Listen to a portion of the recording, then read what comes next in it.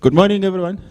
Can I please have your phones on silent? We're about to start. And try and keep our noise levels at a minimum. We're about to go live. Thank you.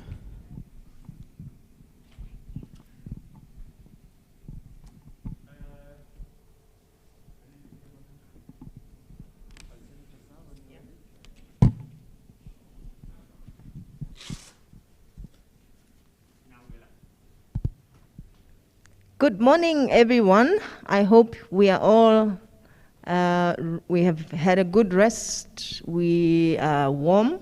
It's a bit chilly in Gauteng, so I remember Clive saying that he was enjoying the wind yesterday in Saldanha, so it looks like he influenced in a way our weather this side. So it's cold, but the mood hasn't changed. We are going to continue the same way we ended yesterday. So we only have one session today, but with a couple of presentations. But before we do the business of today, let me perhaps just highlight that we really appreciate the discussions from yesterday. Yes, we haven't really had time to indulge or even deliberate further on some of the things, purely because of the nature in which we are meeting. And yeah, it's a bit different from the norm, as I said yesterday, but let's try to work with that. And time permitting, we'll definitely have to go back to the papers at some point, and to get to deliberate further on those the content that was shared yesterday. So perhaps let me also give feedback from the AGM, which is very important. One of the things that we did yesterday was to nominate the incoming chair and confirm. So congratulations are in order for City of Cape Town. Gershon Oliver is now the incoming chair. From today onwards, he is going to take over the chairmanship, and we do congratulate him for that. So congratulations, Cape Town. Hopefully next year, this time, we will have an opportunity to come in person, to join you guys. Hopefully we won't have much of COVID and the infections, and therefore we'll be able to move with ease. And secondly, we ran a poll, and I think most of you participated in that, and thank you so much once again for that. We are yet to announce the winner or winners. Towards the end of the session, we will then just indicate who has been successfully awarded the prize.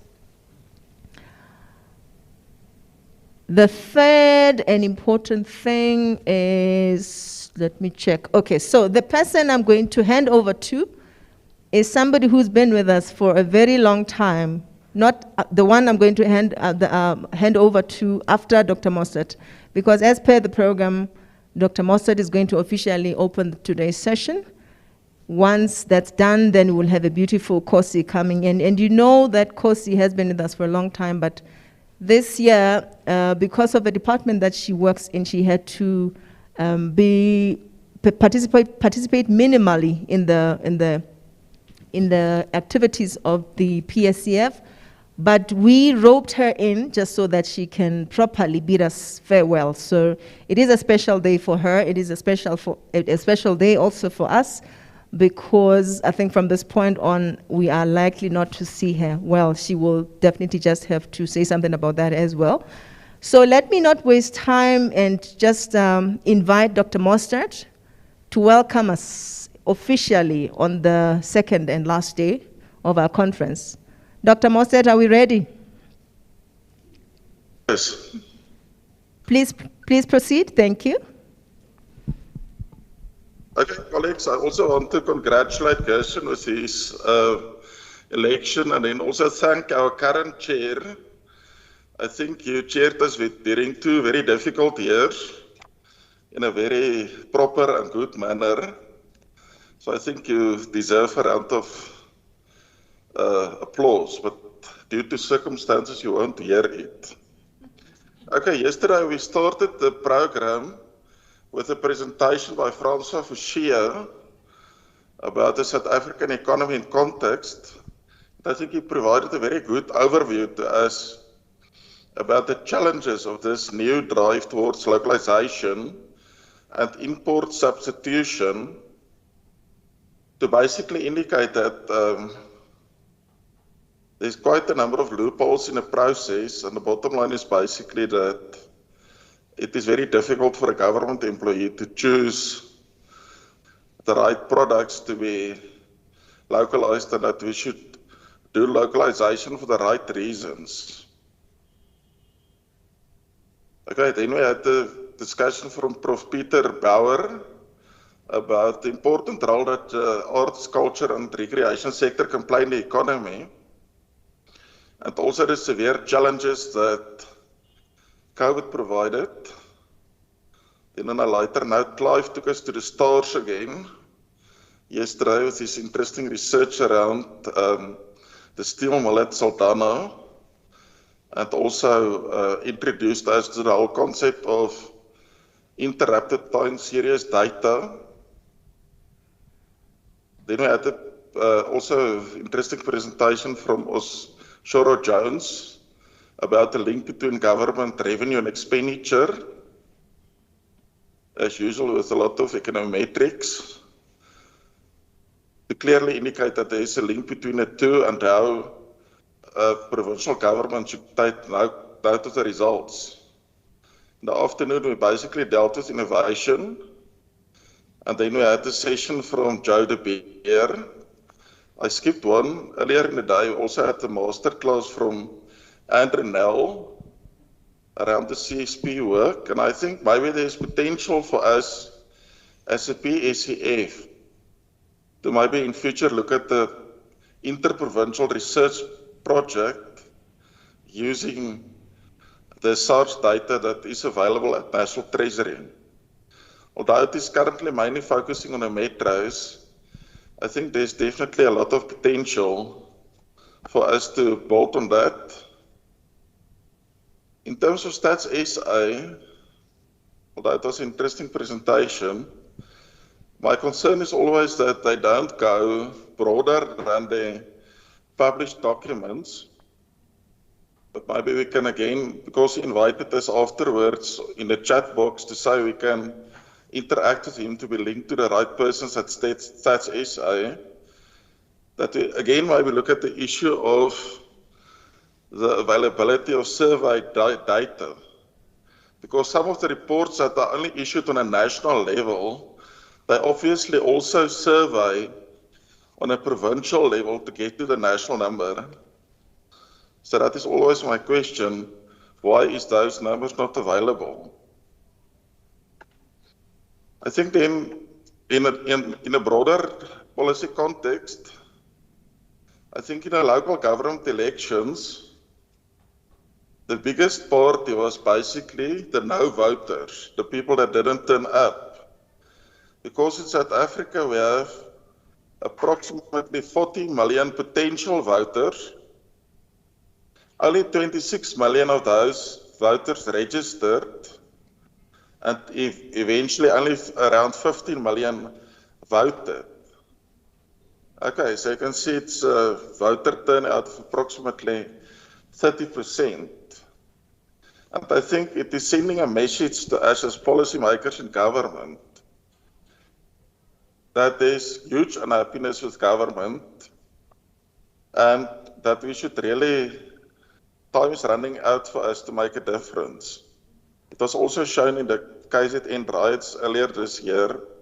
We cannot continue in a country with a 1.7% GDP growth, 40% unemployment, the highest inequality in the world, and 60-70% poverty levels.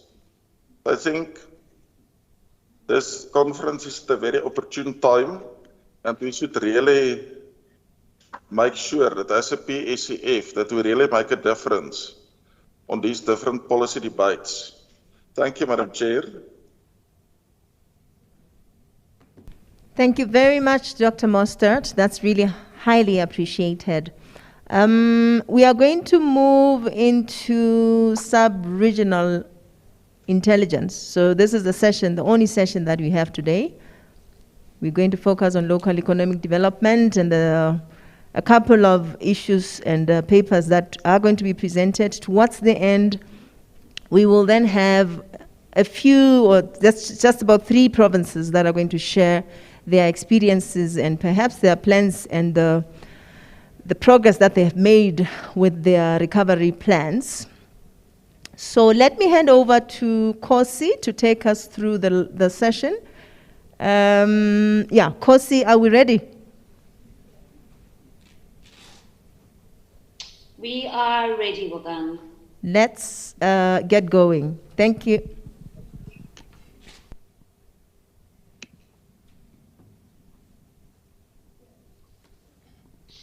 Good morning, everyone. I hope you can all see me clearly. Am I visible? Yes. I was seeing Bogang's face. Good morning, everyone. I'm sure it's a long time no see from my part. It's been an absence of maybe 2 years now, but it's good to see and be with everyone again. As Bogang said, my name is Kosi Yangi. I am based in the Department of Economic Development, Environmental Affairs and Tourism in the Eastern Cape. I have been with the PSEF for a while now, introduced to it by Dr. Justin Vasafi when I got to the department. So that's just a hello from me. Moving swiftly along, let us start. I'll give you a brief background on our speakers who are coming up. We have Mr. Ponto Chomane, I hope I'm pronouncing it properly, sir, and Dr. Marev Biljon from the Free State Provincial Treasury and the University of Free State. So Mr. Poncho Chomane is from Provincial Treasury and Dr. Biljon is from the university. Okay, so Dr. Biljon is actually senior lecturer in the Department of Public Administration and Management in the University of Free State. She holds a Doctor of Philosophy with specialization in public administration. Her interests are local government and social innovation and how the latter can be used for transformative change at institutional or societal levels. Her contribution to research includes social innovation as an approach to local economic development, citizen participation, social innovation, and the governance of local government service delivery, findings from South Africa. And then she also looks at how co-production underpins the use of social innovation during service delivery. It doesn't say if it's in South Africa or internationally. Then looking at Mr. Chomane. I'm sorry, there it is.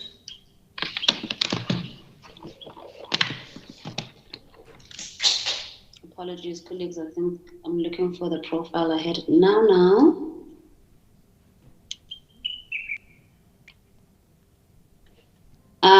As I said, Mr. Chomane is within the Department of Provincial Treasury in the Free State.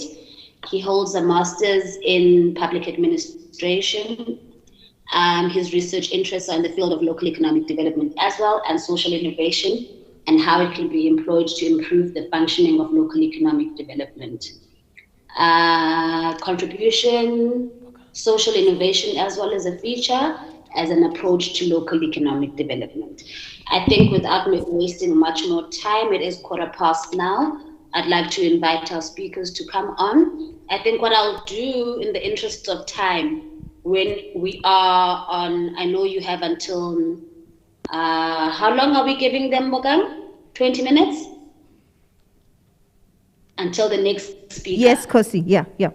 Okay, so when we are on 10 minutes, I think I will just indicate without abrupting or interrupting you. And then 15 minutes, I'll interrupt again, and then you can close at 20 minutes, just so that everyone has enough time to do their presentations today. Thank you very much. So let me hand over the floor to you guys. Thank you.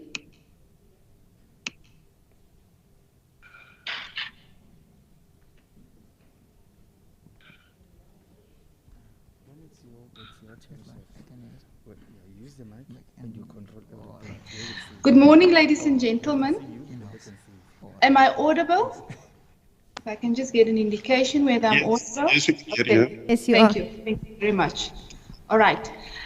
And can you see the first slide of the presentation? Yes, we can see it. Please proceed. Okay. All right. Thank you, ladies and gentlemen, colleagues. My name is Maeve Biljan. I am senior lecturer in the Department of Public Administration and Management at the University of the Free State. This research that we are sharing with you this morning, entitled A Thematic Analysis of Social Innovation as an Approach to Local Economic Development, is from the master's research of Mr. Ponso Chumane, who was supervised by me. Mr. Chumane will be doing the presentation, but I will be available together with him for questions after his presentation. I will now give over to Mr. Chumane, who will do the presentation.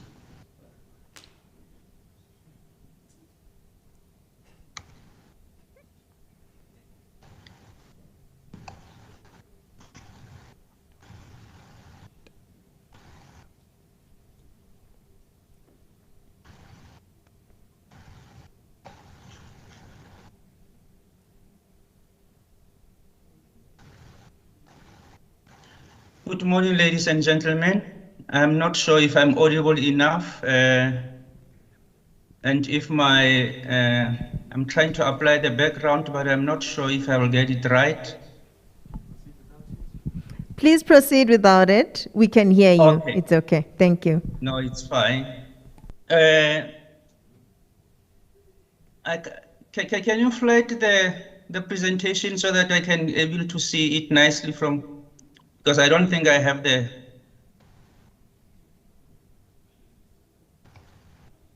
slide mode. Yes. Now, from yesterday's deliberations, it was very clear that innovation is key to drive economic development in South Africa. Now, what I'm looking at in this presentation is to look at social innovation, which means promoting social and economic development in South Africa. It's a legislative mandate. But when we look at innovation as the technical part of it, we tend to leave behind the social part of it. And as a result, the end product is not what we intended to receive. So we also need to emphasize the entire social technical systems of innovation, as highlighted in the NSI white paper. Despite this mandate of LED of promoting socio-economic development, successful LED practices are very elusive and very rare in terms of delivering according to the mandate of promoting socio-economic development of our people in municipalities, simply because there is rising unemployment and poverty aggravated by the COVID-19 pandemic, which simply means that LED challenges confronting municipalities are increasing. However, it has been clear from different global participants, countries like China, Brazil, Germany, that when you use social innovation for economic and social development, the results are much more enticing to communities because the success rate is much higher, because the planning part of it has been from the beginning to make sure that communities benefit from the economic development that is happening. The importance of social innovation in addressing unemployment and poverty is very highlighted in the white paper also. Now, social innovation is not fully prioritized in the white paper, even though it is mentioned, it's not fully prioritized, because what you will get from the publications that will come out from HSRC and so forth, and it will only look at the technological part of innovation, the business innovation, and those kind of innovation that are more or less technical in nature and product orientated, or process orientated, but very little of public sector innovations that drives the social part of communities so that they benefit from the innovation that is happening. Second slide. Now, the methodology that we used in this research, firstly, the question posed was, what are the themes emerging in current research that could enhance the use of social innovation as an approach to LED? Through a qualitative research approach, a thematic content analysis of documents was undertaken of relevant research concerning social innovation and LED, just to compare what is available out there. This was done through a range of electronic research engines to identify research that could be included in the narrative of literature review. Now, the content analysis from documents that emerged and the common themes that we explored through the inductive approach, we used them so that we came to our conclusions. Methodology, not methodology, can you move the slide?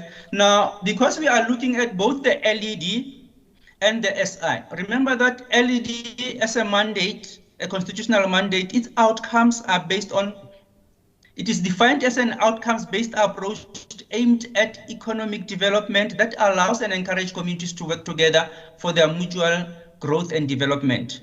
Whilst when we are looking at the social innovation, different definitions were given yesterday of innovation itself. But now when we look at the social definition of innovation, it includes new solutions and practices that simultaneously meet a social need and lead to new and improved capabilities and relationships and better use of assets and resources. It simply means that social innovation, the core of it is to improve the lives of people. Which means at the end of the day, people are going to benefit from the innovation practices that have been employed in order to deliver the services that LED is offering, especially those that are offered by municipalities. Second slide. Next slide. Now, when we look at the theories underpinning LED and we chose theory. The reason why we chose empowerment theory is simply because the theory focuses on promoting and empowering individuals or communities to increase control over their lives by participating in their own development. Now, this is done through promoting and empowering individuals and communities to participate in their own lives, increasing competencies and opportunities for them to be able to participate so that their lives are affected positively, and the development through bottom-up skill development, which means now when we come, this theory simply emphasizes that communities are more important in the development process in uplifting their own lives. Now, LED has similar kind of processes of creating an conducive environment for people to be able to participate and get the skills to be able to improve their lives. Which means now in LED, communities must also be the beneficiaries of their participation, including initiating and constructing their own solutions to economic issues. Similarly, participation, capacity building, and community change are part of LED economic development. Now, when we look at the social innovation, it has all the themes that are in empowerment theory and LED, that is the ability through skill and mastery of knowledge and sharing to act on the goals that matter to them. It means they use those skills in order to affect their own lives positively. Participation that fosters communities to shape, construct, and deconstruct their desired solutions and features in a learning process. Now, the main thing here is that in all of these processes, in social innovation that these communities, when they participate, they must also learn to be able to take forward the processes that they have learned. New roles are created, new relationships are created for communities to participate even further in delivering solutions for themselves. Those solutions can be in the form of co-production and co-delivery of those services that they are going to benefit as communities in order to solve the challenges that are confronting them at the end of the day. Next slide. Now, the themes that have emerged in this literature analysis are partnership formation, stakeholder participation, and network building. Next slide. Now, when we look at how municipalities operate, we are saying that in innovation in general, partnerships are very important. In LED, partnerships are very important. But now, in this case, we are saying that before we can come up to those partnerships, we have to have an approach to say what kind of partnerships do we want and for what reason do we want those partnerships to be able to deliver the services that we are looking at. What is the value that we are going to get from those partnerships in terms of implementing the LED strategy and making sure that communities benefit as the outcome of the process? How are we going to address these challenges that are confronting our communities as part of the values that we are going to get from these partnerships, and addressing institutional challenges and related to municipal LED functions? We are fully aware that there are too many challenges in municipal LED functions, but we are simply saying in this case, even though we are faced with these challenges, we can find other solutions to still address the challenges facing communities without necessarily dwelling much attention into the challenges of LED. For an example, it was mentioned yesterday, I'm not sure if it was Professor Hofisi or one of the colleagues who were looking at innovation, to say the problems that we have with ESCOM is that we are trying to fix ESCOM instead of coming up with solutions that will still deliver electricity while we are still battling with the problems that ESCOM are facing. In this case, it's a similar kind of situation to say that the challenges can still be solved by looking at the approach that we are looking at and the values that we can get from our partnerships. Now, how are we going to operationalize these partnerships? We must identify social partnerships with which to collaborate, because through those collaborations, we can deliberate to have answers to the challenges that are confronting communities. We will be able to invite a broad range of social partners that could contribute to addressing LED challenges. In this case, we are saying that the partnership formation should not be a top-down kind of an approach. It should be an equal kind of partners, where partners are contributing to the realization of the challenges facing the communities, identifying key social partners that could assist in mitigating institutional challenges. In this case, we are saying that all those challenges that are confronting communities through partnerships that can also be led by the municipalities, and let the partnerships perform their duties according to the strategies and the values that the partnerships would come up with, will be able at the end of the day to deliver the services and the challenges and reduce the challenges that are confronting our communities. Next slide. Now, the next theme that we came up with, it's a social innovation network. Even yesterday, it was announced that networks are very important in innovation. Now, in social innovation, we are also saying that social networking is very important. But before we can come to this social networking, we need to understand what is it that we need from this social networking. Why are we social networking? What is the approach that we are taking? And from this approach that we are taking, what kind of strategies, general strategies and direct strategies that we need to come out with so that we can be able at the end of the day to deliver the services and resolve the challenges that are facing our communities. What is the value that we want to see or that we want to have from these social networks? Because they are a source of information and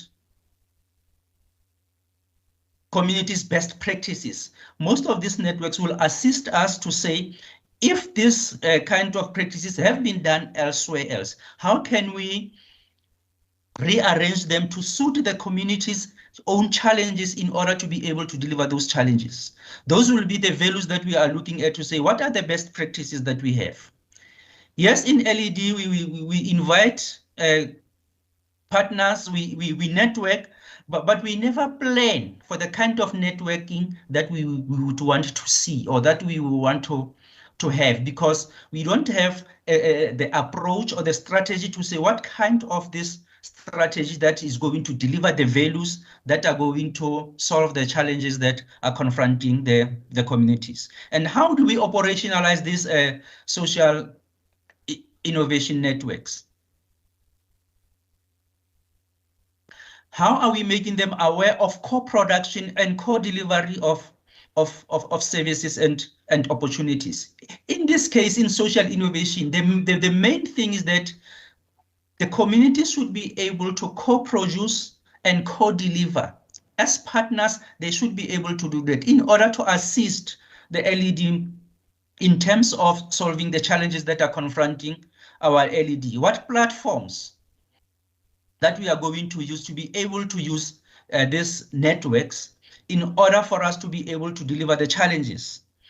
And how do we operationalize these networks? How do we make sure that they co-produce and co-deliver? Firstly, we need to identify them, and we need to have an approach and the values that will say these are the outcomes, and then to understand how these networks operate to be able to deliver, which means municipalities will also be needed to guide these processes, while they themselves will also benefit in the process, because at the end of the day, if communities' challenges are resolved, those will also benefit the municipalities. Next slide. Now, the last one is social innovation stakeholders. With regard to the stakeholders that are going to be invited in this partnership formation in order to resolve the challenges that we have in municipalities, we are saying we should also have a strategic approach. Why do we need these stakeholders? For what reasons? What is it that they are going to give the process or to benefit the process? Those strategies should also be guided by the values that we intend to receive at the end of the day, to say,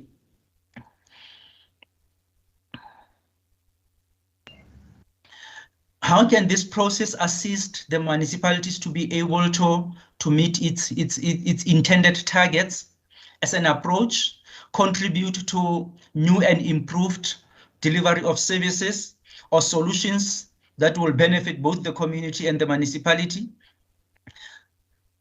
influence decision and policy approaches. Stakeholders, because they are part and parcel of the participants in the process, they should be able to influence the decisions that will benefit them as co-producers and co-delivery of those services that are supposed to be delivered by the LED. Now, how do we operationalize this thing? An assessment of the stakeholders is very key to say what kind of stakeholders do we need and what value will these stakeholders bring to the whole process. Identifying them is also key, and letting the municipality also play a key role in bringing these stakeholders together, and weighing the strategies, the importance and the interest of these stakeholders in being able to achieve the organizational goals and deliver the services that are needed.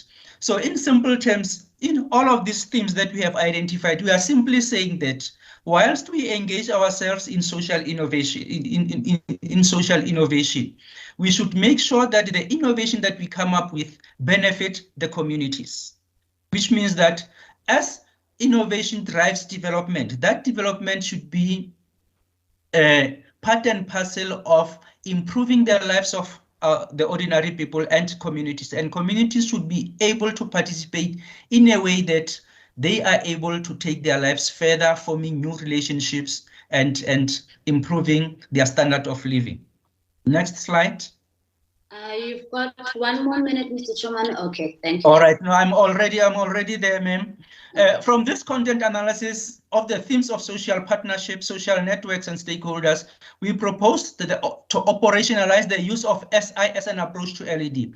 We are simply saying that for the process of LED to succeed, we need to have to add social innovation as part of the process so that we benefit LED by changing the way LED has been doing things, by changing the processes and letting the partners and the networks take charge of the processes for better delivery of services. We are simply saying that it is very significant for the themes. The significance of the themes is in the value that they hold for the South African municipalities, to say that these themes are very important and they should be taken further and planned for before anything could happen. Integrating social innovation and how and when municipalities undertake LED is considered prudent to SI's use and benefit from its value. So the potential of social innovation to contribute to social value creation and its value approach to LED has been highlighted and should be enhanced, and its future application by local government. That is the whole story. Thank you, Chairperson. Thank you very much, Mr. Chomane. I think we will take questions, and I will give a brief summary when we are doing the questions. So without any further ado, please stick around, don't leave us, so you can take questions in the questions and answer session. Thank you very much. Thank you very much, Chairperson. Our next speaker will be Mr. Marvelous Chubane from the Small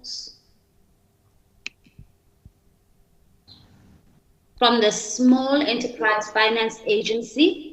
His paper is looking at developing a methodology to reduce youth unemployment, which is a very big issue in our country at the moment, through the cultural industry in South Africa. Now, Mr. Chubane, just a brief background. He has stated in his profile that he's famous as an academic researcher. He is known as Nhlanhla, who studied economics and econometrics at the University of Johannesburg from 2008, and he was awarded the Bachelor of Commerce in Economics and Econometrics in 2012. He then further went to study his honors in general economics and received his qualification in 2013. He published his first research paper titled Strategies for Reducing Youth Unemployment in South Africa, and presented this paper to the Second World Conference on Children and Youth. Mr. Chubane, I think, let me just, without further ado, welcome you, and let's start your presentation. My time is, let's say, 9:40, so you will get your 20 minutes, and I will then alert you when time is running out again. Thank you very much. Good morning, everyone. It is a pleasure to be part of this conference. I thank you, Chair, and thank you to the organizers for this wonderful opportunity to participate in such an awesome conference. I'm going to be presenting my research paper that I designed for my master's thesis, my master's dissertation, with being supervised by Professor Peter Bau from the University of Johannesburg. So the paper is titled Developing a Methodology to Reduce Youth Unemployment through the Cultural Industry in South Africa. So just to give a background of what my paper will be talking to, So my paper is talking to how can we use entrepreneurship. How can we incorporate entrepreneurship into our education system to create a culture of entrepreneurship among our youth, so that we can reduce youth unemployment, which is currently one of the triple challenges in our economy in South Africa and Africa as a whole. So, to start my presentation, this is what motivated me to craft my research paper. So it's a famous quote by Isabella in 2015, which says, "Give a man a fish and you'll feed him for one day, but teach a man how to fish and you feed him for his entire lifespan." So we can see from this quote that the importance of creating entrepreneurial culture among people, what it can do to make people self-dependent instead of being looking for employment whenever we finish our studies. So to start, then, small businesses, in my introduction, small businesses are vital for the well-being of the economy and the livelihoods of the citizens of the country. So at the heart of the economy is the small businesses. So when we create a culture of entrepreneurship, and then which means we are building small businesses and we are building the economy, because an economy is made up of different kind of businesses, including the small business sector, which is core to the economy. So the purpose of the study was to design a model to support youth cultural entrepreneurs involved in drama, theater, arts, the creative industry in a nutshell, and other entrepreneurs in general, to reduce the problem of youth unemployment. So the methodology that was used in this research paper is a quantitative methodology with an econometric regression model incorporated in it. So the type of data that was used was secondary data, which I retrieved from the public databases of South Africa, of States SA, the Reserve Bank, Quantec, and the Department of Education and Training. So one important aspect that I picked up as I was busy with my this research thesis was one publication that I read, which was crafted by SEDA, Small Enterprise Development Agency, in collaboration with the Department of Small Business Development. The report was titled "Women and Youth-Owned Small Medium Enterprises: The Status, Needs, Challenges, and Opportunities in South Africa." So in this study, they proposed that entrepreneurship should be included into the basic education curriculum, starting from primary school level, and make sure it runs out until secondary school level.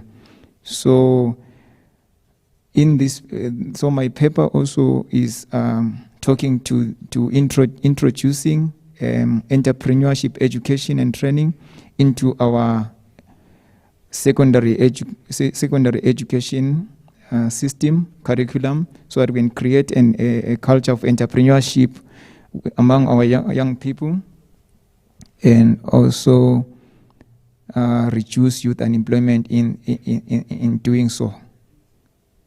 So, and then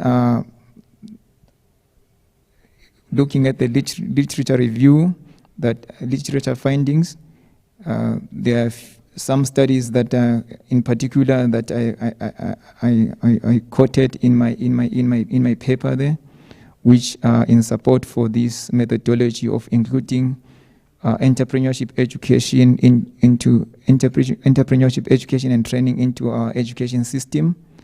So it was, the first study was by Olutuse, and it was published in 2020, titled Model for Stimulating Entrepreneurial Skills Through Entrepreneurship Education in an African Context. So, and the second one was by Blimpo and Pogash, also published in 2020, titled Entrepreneurship Education and Teacher Training in Rwanda, Discussion Papers, Institute of Labor Economics. And the last one was by Kamede and Ulenya in 2019, titled Factors Impacting Entrepreneurship Education in Technical Vocational Education Training Colleges, a Case of South Africa. So when I looked at these studies, I found out that entrepreneurship education is key in creating an entrepreneurial culture, because now when we teach the young people entrepreneurial skills from the secondary level until our tertiary level, they need to empower them to be inspired to start their own businesses, and then they will become self-reliant, and thereby creating small businesses, more small businesses in the economy, and reducing youth unemployment. So, not wasting much time, I will move on to the methodology that I designed in my paper as a way of how to create entrepreneurial culture in the economy. So this methodology talks to introducing entrepreneurship education within the high school education curriculum. So in order to create an entrepreneurial culture, and then now these can be subjects like creative arts, drama, and those technical subjects that can be included into the education system, just to raise entrepreneurs specializing in the cultural industry, and entrepreneurship specializing in the general business sector with general business sector skills. So this can be done by the government being in partnership, the government departments being in partnership with the Department of Education, to incorporate this entrepreneurship as a module within the curriculum to stimulate entrepreneurial culture. And thereby, when entrepreneurial culture is stimulated, then youth small businesses will be established, and then as a result, it will lead to a reduction in youth unemployment. So my methodology, I used an econometric, a quantitative research methodology in the form of an econometric or statistical regression model, in the form of an ordinary least squares, which is ordinary least squares was used in conducting the data analysis. So when I was doing my research, my econometric regression model, I used youth unemployment as a dependent variable, and the independent variable, a certain independent variable that I selected as influencers of the regressor youth unemployment were employment in arts and culture, total national debt, tourism arrivals, unemployment in arts, and investment in education as a proxy of investment in entrepreneurial education and training as the independent variables. So my data was starting from 2015 to 2019 for the department for the data that I collected from the Department of Education, and the data that I collected from the other public databases, like State SA and the South African Reserve Bank, was starting from time series data from 2010 until 2019, quarterly data, 2010 quarter 1 until 2019 quarter 4.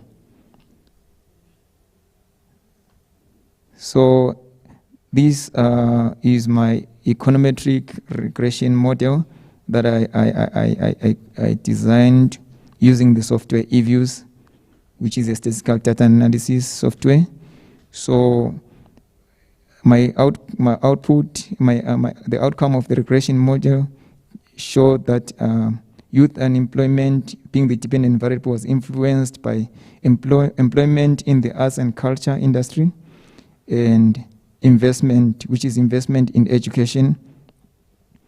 So this model was stable because the probability of the F statistics was less than 0.05. It was 0.00068, which is less than 0.05. The rule of thumb is that the P probability value should be less than the 0.5% level of significance or 10% level of significance, but in this case I used 5% of level of significance. So here my model was stable, and the R squared was 72%, which is shows that the model was overall stable to be used for estimations like forecasting and other statistical purposes. And the adjusted R squared was 64%, which is a good R squared, a good statistical indication that the model is statistically stable and has got a good explanatory power in terms of explaining the youth unemployment, the influence of the independent variable, the independent variables of investment and employment in arts and culture. We have got high explanatory power in explaining the changes in youth unemployment. So to move on to the results of the model, so I logged the variables so that to make the model linear and to normalize the data. So now these are my results. So from the results, the youth unemployment, the 1% increase in investment, which implies investment in education and gross fixed capital formation, which is private companies investing in entrepreneurship and to foster youth unemployment, youth entrepreneurship, was holding other factors constant, or ceteris paribus will increase the youth unemployment.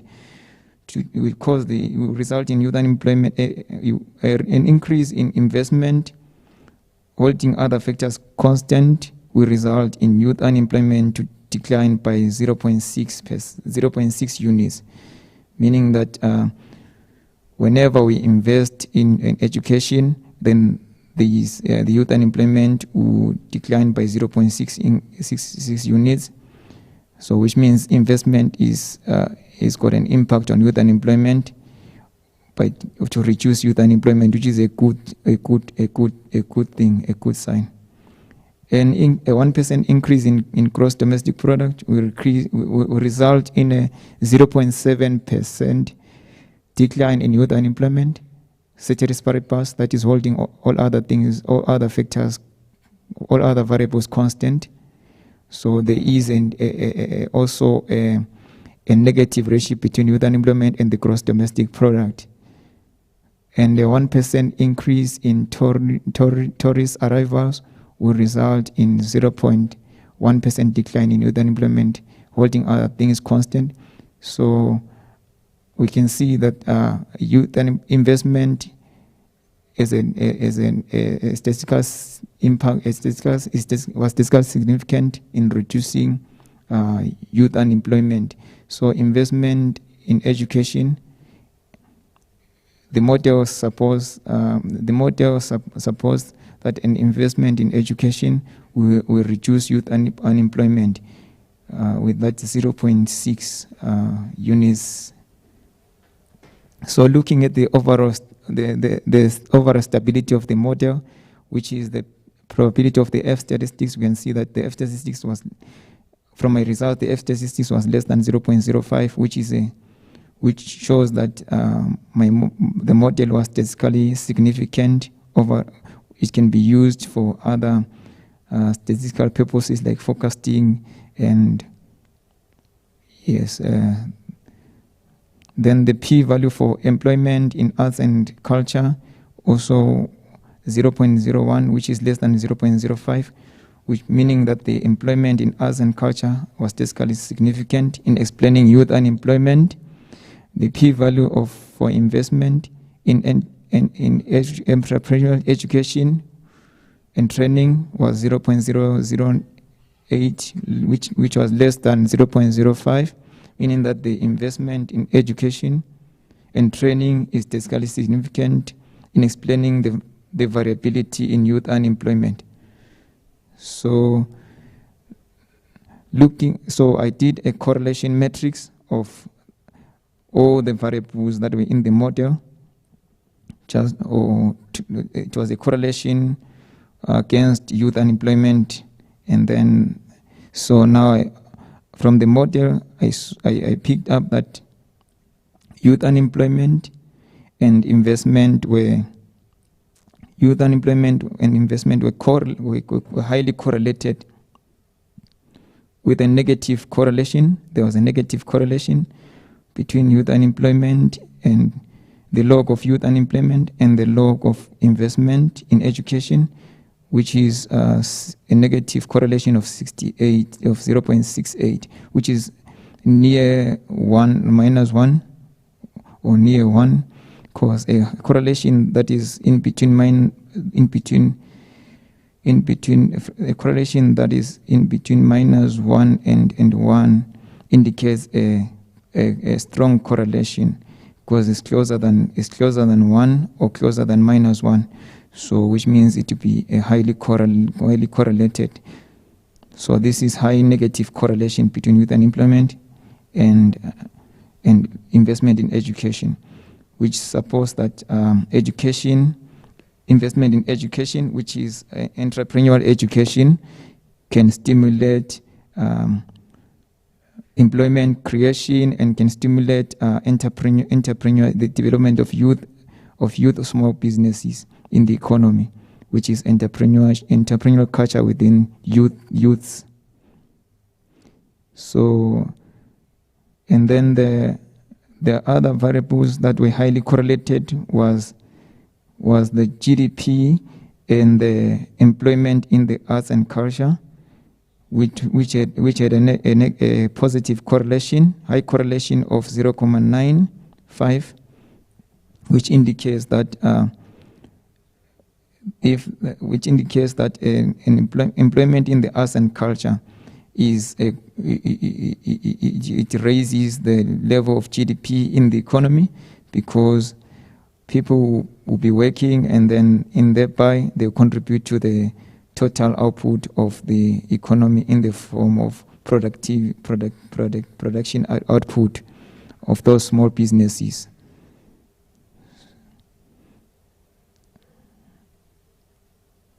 So in conclusion in this paper that I had crafted, which focuses on creating an entrepreneurial culture among young people to reduce youth unemployment.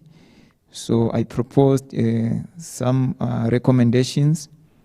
So the first one was entrepreneurial education is not prioritized and compulsory at all high school and tertiary institutions. That is why we have few youth entrepreneurs here in South Africa. So thus the researcher recommends the development and implementation of a youth entrepreneurship policy in South Africa. This microeconomic policy will include the incorporation of entrepreneurial education and training into the education system curriculum. So to create a culture of entrepreneurship among youth. So if we can include entrepreneurship education and training into our education curriculum, it will improve the number of youth small businesses in our economy, and thereby reducing youth unemployment. So, and then the second one was entrepreneurial skills training programs need to be targeted to need to take a targeted approach to reach out to youth who have dropped out of school. So there's if entrepreneurship skills training programs could be increased to reach out to people who have dropped out of school, so that we don't leave them out because they didn't make it in the education system. They dropped out from the education system for certain reasons, like different reasons. We have to reach out to them by including entrepreneurial skills training program as the public sector, so that we can empower them. Entrepreneurship the third one, entrepreneurship education and training should be made mandatory for all youth in South Africa, starting from grade 9 until post-matric studies, even at colleges and universities. This will empower youth with skills and reduce youth unemployment and poverty in South Africa. So it is imperative so that to include entrepreneurial education into the high school curriculum, or starting from grade 9, which is when there's a transition from primary school to high school for the youth, so that youth can be exposed to entrepreneurship at a young age, and then thereby improving human capital skills among youth, and instilling the spirit of entrepreneurship within young people, so that they become self-dependent after completing their studies. So the fourth point was subsidized development programs to upskill youth with technological skills in artificial intelligence, computer programming, mathematics, science, cultural entrepreneurship training, and engineering should be designed through partnerships between the government and the private sector to ensure youths all have access to these skills, these techno-savvy, they become techno-savvy, and being upskilled with these latest technologies, so that the acquisition, so that they become, they can be there to explore all opportunities that are there, because the world now has moved into that digital era, which is so it's critical that technological skills should be taught to young people to empower them with these skills. The acquisition of technological skills will enable youth. All right. I'm giving you 1 more minute to wrap up. Well, 30 seconds. Thank you so much. So that's it. So technological skills are important. Then the last point that I raised was the researcher proposed that the implementation of a nationwide reading campaign to improve the literacy rate in South Africa. So this will make you the incorporation. Will make the youth to be upskilled, and it will be much easier for them to pursue the entrepreneurial journey without giving up at the end, and then we'll have successful young entrepreneurs in the economy. So that was all from my side. I thank you.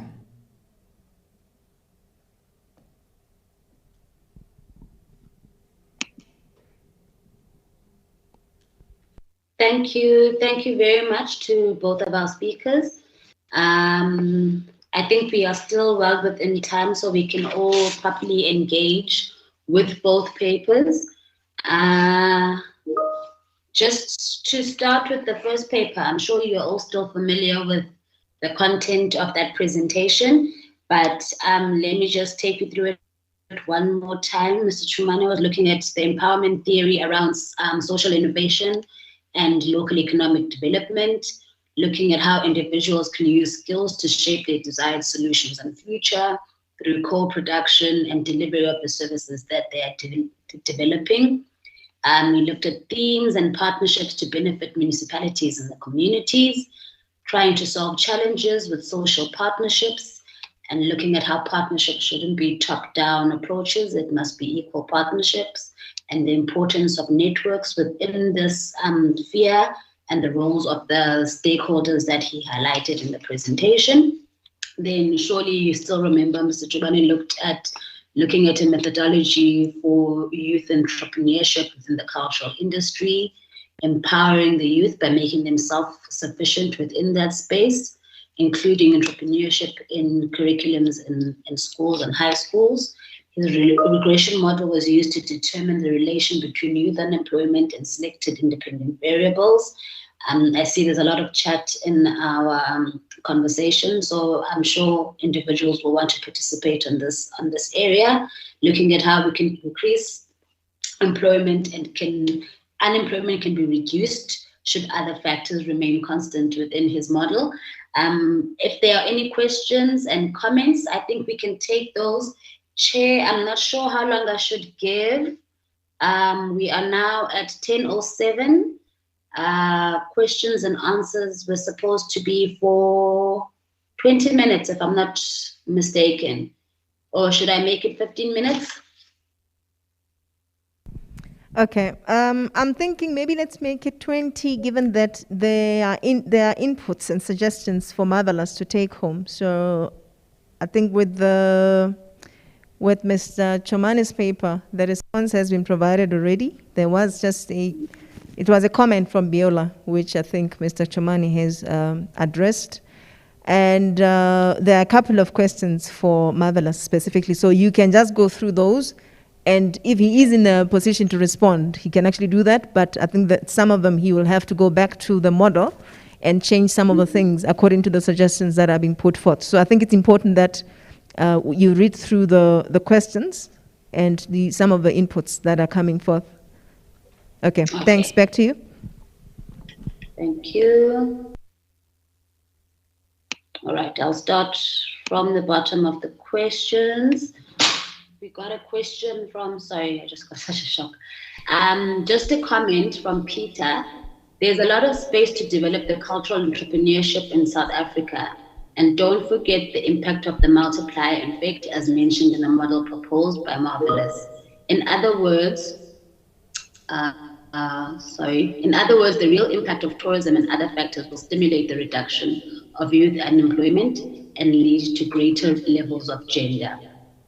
Let me go up. Khatedi said, quite an interesting study emphasizing entrepreneurial policy focused to upscale and create appetite towards creating employment opportunities. I guess the technical side of data can be resolved as the research progresses. Dr. Omashoro Jones, please display the post-estimation diagnostic results, focusing on BGLM tests, Ramsey research. These results would undoubtedly affirm the robustness of the built econometric model. Thank you. Yako Mustard, I agree. Entrepreneurial education can help us to move from the current reactive approach to SMME development to a more proactive approach. Jacob, let me start. The presenter has done some exceptional work in conducting the study. It needs a little massages to deal with issues raised by Dr. Omashoro Jones. Okay. Yako also said, Yeah, I could also say as this, I wonder if this is still the same. Wait.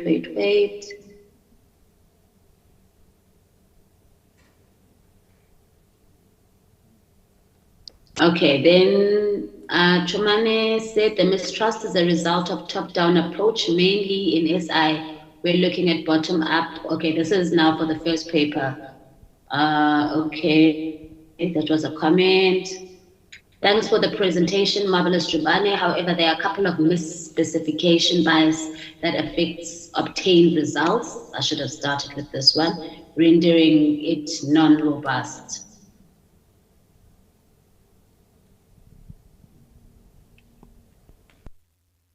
I don't know if I'm missing. I can't. Okay, there it is. Making it non-robust from an econometric perspective.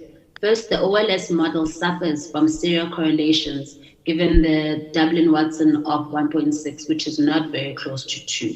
Second, the sample period / size of both the quarterly and annual data used is too short and definitely leads to erroneous interpretation of results, given that a sample period of 50 is required for any regression in econometric modeling.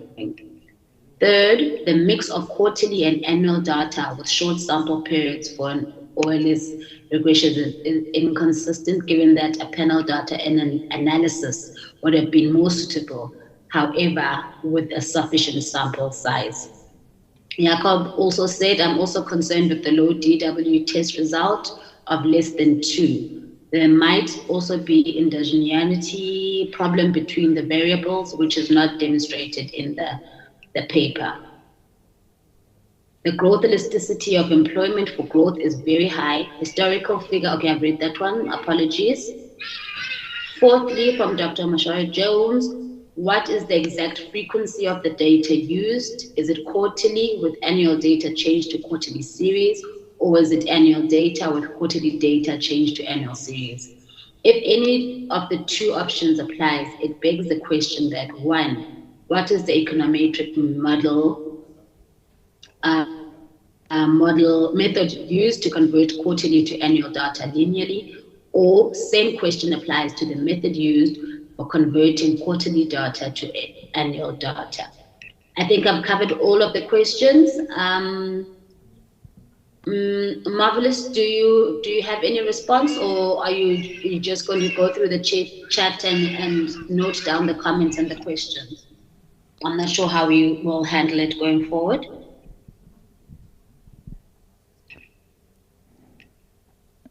Yes, Chair. I'm just going to go through the chart and then jot down the questions, and then, yeah, I'll respond. Okay. Chair, let me go up and check for Mr. Chumani as well in the chat. Okay. As you said, it was Beulah's comment. There appeared to be a mistrust between stakeholders, community, and the municipalities. This is evident when considering the amount of protests in South Africa, the poor service delivery and LED strategies that don't speak to the community's needs. How will we get these stakeholders on board? Mr. Chumanet, would you want to respond? Okay, no, you responded in the chat.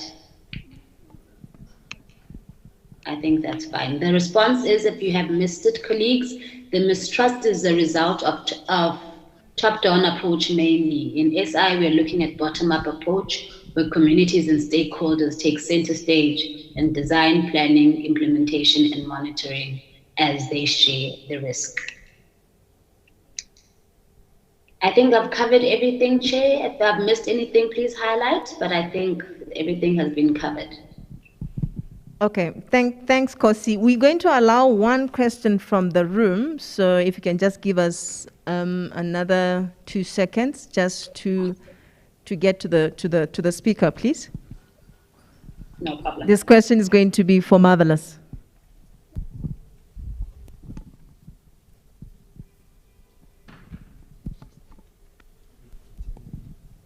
Okay, it's fine.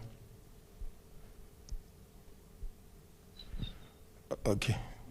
No, thank you very much. And also, thank you very much for the interesting presentations. My name is Tulani Kulu. I just want to respond to the later presentation. It's a very, very interesting presentation. But I think the study, I think it will be good if it addressed some of the binding constraints, because it's a good initiative to come up with an entrepreneurial program, especially in secondary and high school level. But the problem of skills mismatch is there. You know, getting a skill as to how to do business and so forth, it's a good thing. But without addressing the binding constraints, let me just explain what I mean by binding constraints. Right now, there are a lot of initiatives that the government in South Africa has come up with. When you talk BBBE, you talk about your 30% set-asides and other initiatives. So one of the challenges is that there is a low level of skills, especially around the suppliers. They don't have skills to develop products that are tradable in the markets. So if this kind of initiative can go hand in hand with the development of productive skills, I think it will take us somewhere. I think it will also assist in addressing the very, very low firm birth in South Africa. So it will also address the issues of localization and industrialization. The other challenge that I'm having with your regression in terms of I think the issue that you've raised to say a 1% increase in GDP will result in 0.7% decline in youth unemployment. We are now in a 4IR world, living in a 4IR, which is more capital intensive. You may find that even that particular growth that we are mentioning in terms of GDP, you know, may not be labor intensive. It may not lead, it may result in a jobless growth. So it's one challenge that I'm having. The other one is also the 1% increase in investment will result in youth unemployment decline of 0.6%. So I'm also having a problem with that to say how it informs that, because with the regression, it doesn't go to the root causes of some of other factors. Hence in terms of some comments, they raise the issues of serial correlation. So I think those are my challenges to say we need to address the skills mismatch. Entrepreneurship alone, it won't help us unless we address those issues. We also address the issues of the barriers of entry, you know, where we need more people who are able to develop products that are credible. You know, we need to address issues of the IPs and others. Otherwise, we'll continue to work for the few as we are doing right now. Thank you very much.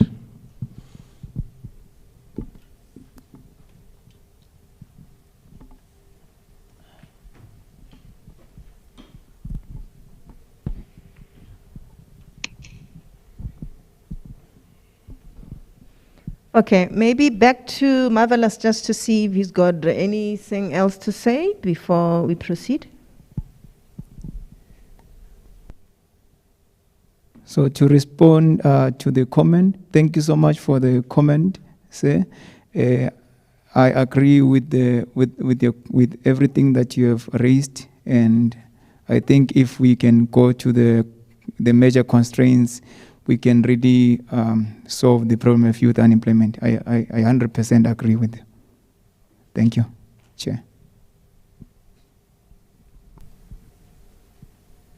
Okay, so we can proceed. Thank you so much. We really appreciate the discussions.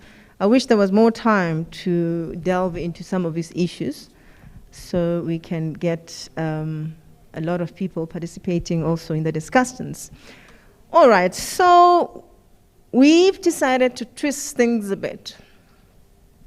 We know that we have shared, the colleagues have shared some of the work that they've done from academia. We know that we are still reeling, or the economy is still reeling from COVID.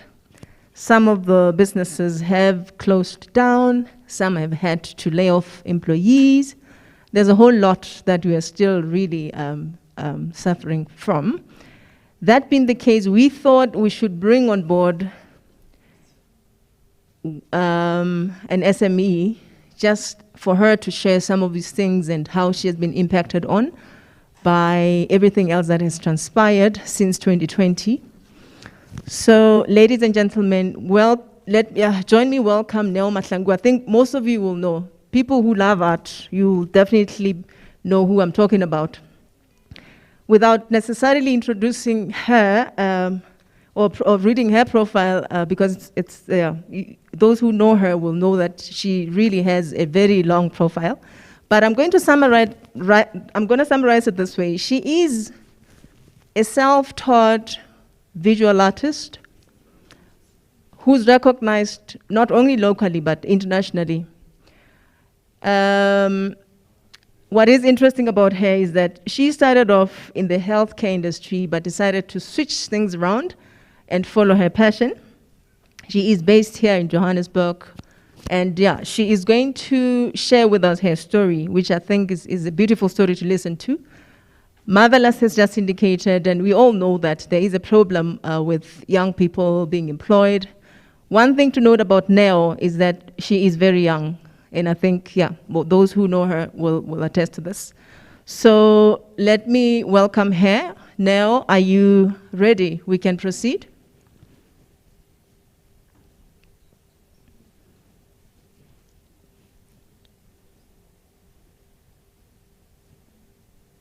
Neo, can you hear me? Is she muted? Please unmute and proceed. I can see your face. Okay, I am speaking. Can you hear me? Yeah, please proceed. Okay, thank you so much for having me. Please let me know if you can see my screen.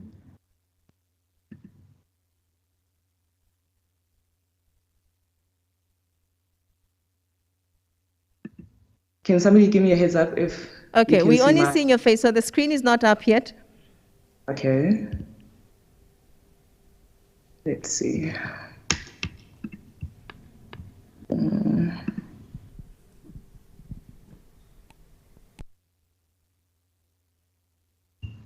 Okay, let me just do this. Is somebody supposed to give me permission to share the screen, or? No. Just proceed. Try sharing again. Okay.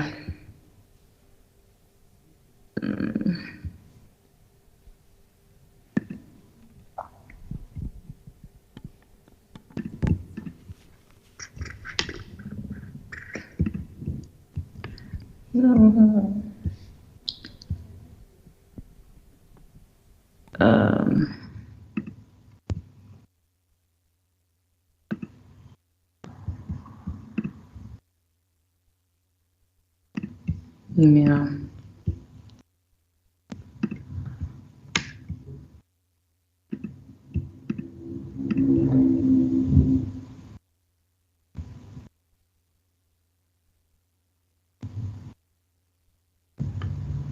Okay, I'm not winning.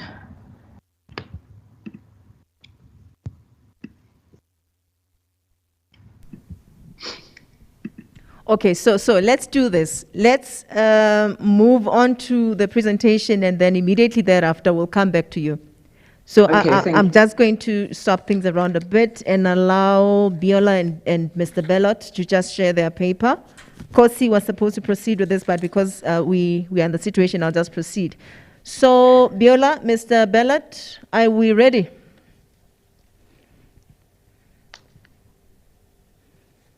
Yes, thank you, Bokang. Mr. Belot will handle the presentation, but I'll also be available for questions. Thank you, colleagues. Okay, thank you. Both of them are from DST.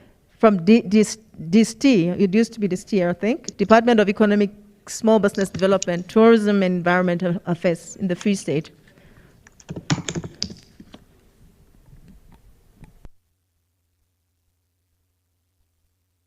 Please proceed, colleagues.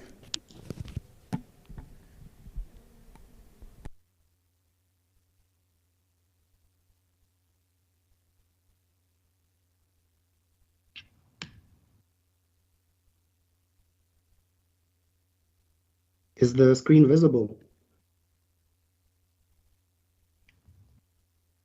Yes, it is. Please proceed.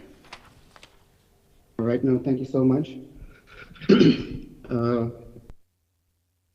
Without wasting any time, the studies, this particular study is a study of different retail models of bigger retailers that have now penetrated into the townships. We are allowed to share your screen. Please send me the email. I'm just sorry, I could hear someone speaking in the back. All right.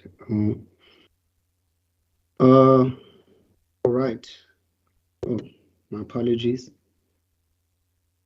Hope you can see me. There we go. All right. Is a study of the different retail models of bigger retailers that are penetrating the South African townships. Okay, and there's just like a,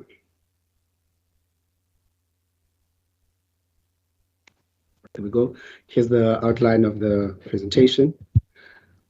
The limitations that we experienced, because this research was conducted within the harder levels of lockdown, was the sample size that we'd received from the small business section. And then just to give you a broader idea of the rationale behind this particular study, is this is a follow-up studies of a series of township economy research that the department has been doing. So the first one were the drivers of township economy, and then from there retail came out very strongly.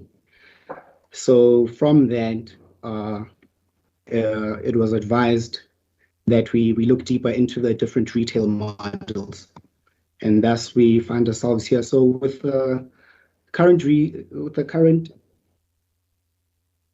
research that's been conducted in this landscape, there's about 1,000 spaza shops across the country, maybe more. And then literature has revealed common challenges that they face. The first one is the changing landscape. From a study from PLUS, there were about 1,100 spaza shops operating in rural and peri-rural areas, in urban areas. Now, with this research, it's found that these spaza shops had two main things happening: is that they were survivalists, all right, and they were operating on a strictly cash basis, and therefore having very limited funds to operate with. Room for expansion was also very limited. And then another thing that came out strongly is the increased number of foreign-owned spaza shops. But what's interesting is that the general customer's perception was that the foreign-owned spaza shops are generally cheaper and normally have all of the stock that's required. Now, from the study that I earlier alluded to, we distributed 2,200 questionnaires, my apologies, in the Mangaung townships. And then from there, it came to light that about 91% of the segment was retail, which went with the assumption that everybody had carried. But from that study, we'd found that 22% of the spaza shops were foreign-owned, and particularly from Bangladesh. And then, please forgive me this. Right. And then the second largest group was from Ethiopia, followed by Zimbabweans and Ghanaians. But this is just like in businesses in general, not particularly within your retail sector. All right. Yes. And then here's just like a brief picture of that data that we'd accumulated from that study. You can see that the Bangladesh sticks out right there. As you can see from all the businesses, at least the South African footprint still exists, with 53 of the total number of businesses within the Kasi belonging to South Africans. But I think what's interesting to note on this one is how 22% of the total total businesses were from Bangladesh within the spaza sector. Then that's leading to the question of exploitation. Now, with previous research with respondents from Cape Town, it was revealed that part of their wages go back into paying the expenses to be in that particular locality. And then 71% of the spaza employees indicated that that's the place of residence. The shop is also indeed the place of residence. Looking at your minimum wage structure, basic conditions of employment require 12 hours of rest within a 24-hour period or 36 consecutive hours of rest within a week. Now, generally, spaza shops operate for longer hours and under more stringent conditions. So this is just something that's come to the light. The South African Competition Commission, in fact, did caution against bigger retailers penetrating into the township. The commission also found that a lot of people within the rural areas or non-urban areas are catered to by spazas as well as the national supermarkets. So the report found that the implications were twofold. From the customer's perspective, customers would historically have to travel longer distances. So this has provided a convenience. But from the perspective of the spaza shops and other independent retailers, the entry by supermarkets into townships, excuse me, and non-urban areas have created an air of competition.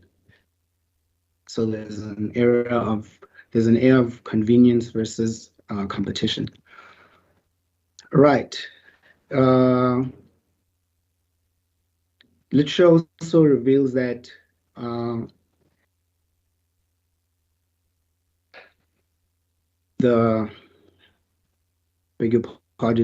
literature reveals that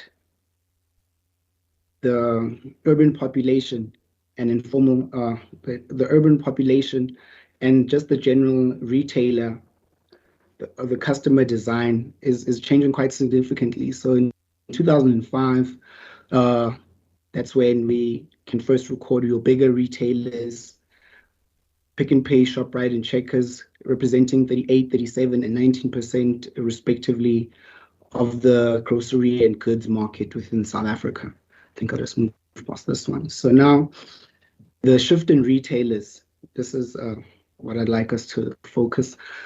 So the South African retailer have had a change of their strategies because of the change within the customer.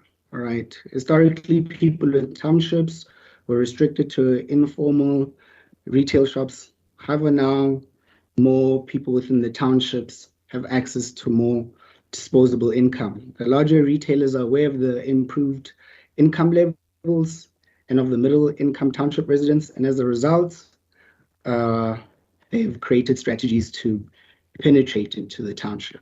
So here are a couple of the retail strategies that are being used. The first one,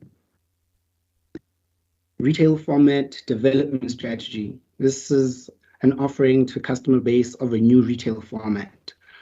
And then the diversification growth strategy entails a new retail format which is directed at a market segment which the retail is currently not serving. And then market penetration growth strategy. This strategy entails keeping the existing stores within an area, increasing the number of stores, allowing for longer trading hours, and displaying more products to increase the impulse buy. And then the last one, market expansion growth strategy. This entails retailers expanding their strategy in existing retail formats and in new market segments. That's creating a new geographical market segment within the same retail format. And then just for your intelligence, this is what it looks like. Now, if we get into the different retailers, right? The ShopRite Group. And USave ShopRite is one of South Africa's biggest retailers with over 2,900 outlets in 15 African countries. They have the OK Franchise Division, which consists of your OK Foods, OK Grocer, OK Minimark, and the OK Express and Centra. ShopRite have 48 USave stores countrywide. USave have extended their reach into the middle and low-income groups and have introduced USave Ekas. Now, USave Ekas is a smaller format introduced into Kasi. First test was in Spruitview in 2017. And then in March 2020, the ShopRite Group introduced its USave Ekasi mobile truck stores into townships nationwide. And then here's a look at what it looks like. And then some social media responses of the idea of the penetration. They're all generally negative responses. Then we have a look at Pick n Pay. Pick n Pay is also a giant retailer, employing over 90,000 employees. These figures might have changed. And operate through multiple store formats, Pick n Pay, Boxer, and the TM supermarkets. Pick n Pay have the perception of being more inclusive, and they seek to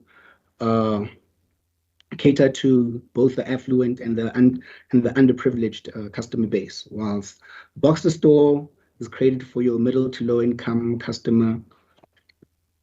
And then in 2019, 14 new Boxer stores were opened, while a total of 286 Boxer stores in South Africa.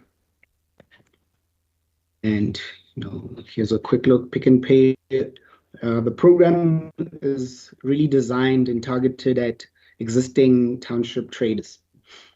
The plan is for the independent trader to gain access into the distribution channel, into Pick n Pay's distribution channel. Right. Then we have a look at SPAR. SPAR is an international retailer, all right, operating in 48 countries around the globe, looking at about 30,000 stores. And then the informal trading captures about 20% of the national retail market. And we have the Save More, which was created for particularly the smaller informal trader to be part of a global brand. The Save More retail format specifically designed for areas within the township. The affordability offers independent and rural semi-urban retailers the opportunity to form part of the SPAR model. And the ultimate goal is to grow the retailer's business through ongoing support, training, thus ensuring Save More ultimately becomes a SPAR. Excuse me. And then here's a look at it. All right. And then this one is a local store chain within the Free State, which is growing quite significantly. So I thought it'd be only prudent that we'll also have to look at them in terms of the outcomes of the study to see the kind of strategic partnerships that could be developed. Now, BB has 6 quick shops in the Free State and are largely located around Kwakwa, Lusaka, Blugambosch, Sitlong, Putadichaba, and Makwan. All the quick shop stops operate through containers. All right, the setup capital is $500,000, excluding the VAT. You have access into the BB's distribution center and their stock. They provide training, your retail operation, retail finance training. And then in terms of salaries, all employees are earning the department labor wage determination across all quick stops. And then here's a quick look at what it looks like, right? And then here are just like some comparisons between the different retailers.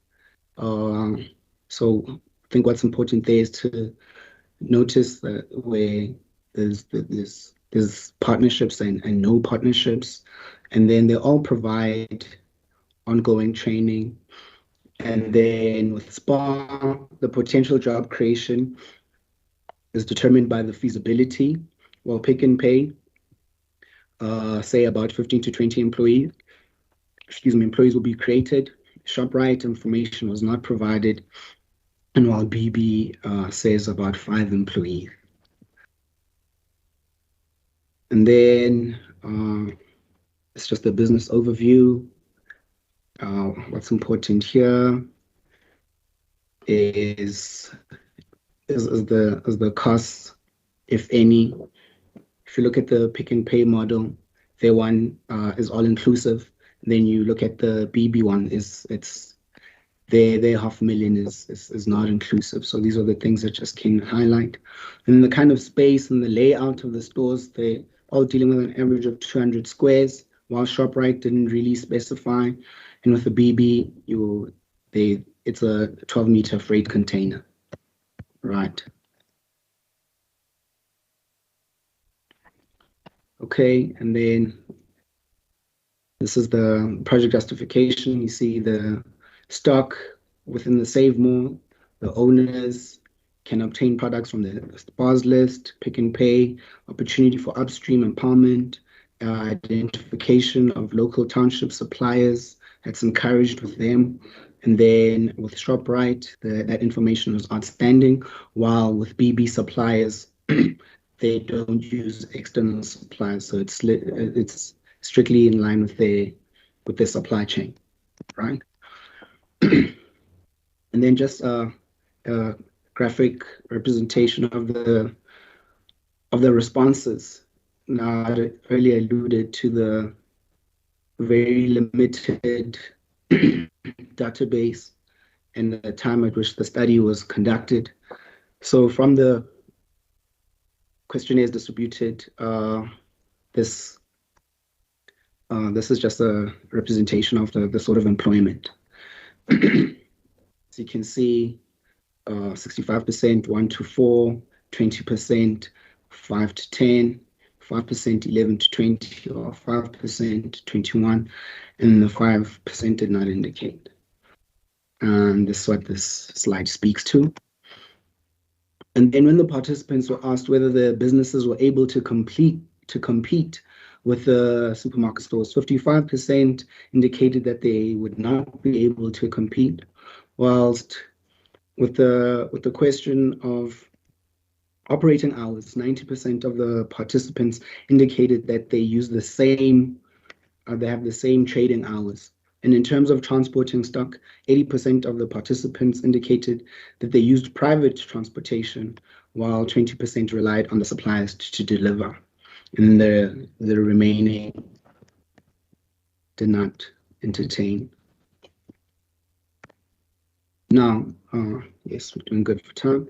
The report found that the township economy is a market opportunity for giant retailers. Townships consist of middle to low income bracket consumers, and giant retailers want to embrace this. So despite the investigation and the outcome by the Competition Commission, giant retailers are going to persist in penetrating the township. So that's the first part of the recommendations, that provincial government foster strategic partnerships. And then with the 3 major giants that are currently within the township economy, being ShopRite, Pick n Pay, and SPAR, from our data, it's evident that the ShopRite approach would not fit the strategic approach, the strategic partnership approach. Thus, Pick n Pay and the SPAR models focus more on strategic partnerships with existing SPAR owners. Therefore, Pick n Pay provide training and mentorship, and as well as grants and soft loans, while SPAR and Save More also provide ongoing training and skills development. But the ultimate goal is centered around the SPAR. So with all of that in mind, the recommendation on this particular one is that the pick and pay model would be the one that's more suitable for the strategic partnerships based on the data provided. And that brings us to the end of our presentation. Thank you so much. Thank you, Free State team. Let's just please continue on the chat platform. Just ask your questions and put your comments there. Maybe before I move further to or go back to Neo, let me, because this is one of the technical papers, let me allow room for questions and comments. I have already noted one from Prof. Malefani. So I'm just quickly going to read through these. 1 second. Okay, so Prof says that the literature review for the current presentation could have touched on demand and supply factors in the retail market, and that the researchers could consider identifying such factors and elaborating on their relevance in the context of South African townships. But one thing that Ballard has made clear is that in the recommendations, one thing that he's made clear is that townships stand to be the market. It confirms, I think, some of the theories that we have come across across all our provinces. But what is important also, looking at the demand and supply issues, what is important is for us to try to drive other value chain activities to involve township enterprises as part of the suppliers instead of only just, buyers from the retailers. And that's one thing that Gauteng is strongly trying to advocate at this point in time. And I believe it's something that all provinces can actually start practicing and seeing if it works, because township enterprises add value to a lot of things that we're doing. So we shouldn't just consider them the market, as in that they are going to just buy from retailers and then also sell from within their communities or sell to their communities. We must try to help them to become bigger than what they are at this point in time. So there is a second point from Dr. Mostert. He's saying that these national retailers are killing the local SMEs in the rural areas and townships. The problem is that the income is withdrawn from the local economy, flowing into the head office of Johannesburg and Cape Town. Okay, no, yeah, so that is that. I just want to get to see whether there is a specific question. It looks like those are only the two. I'm not sure from the room, is there anything, just so that I can allow an opportunity? There is a hand, if I can just get assistance. And then we can just move from that. So team Free State, please do take note of the comments that are on the platform, and let's see if we can add value to the beautiful work that you have done. Okay, so let's get one question from the floor. Thank you.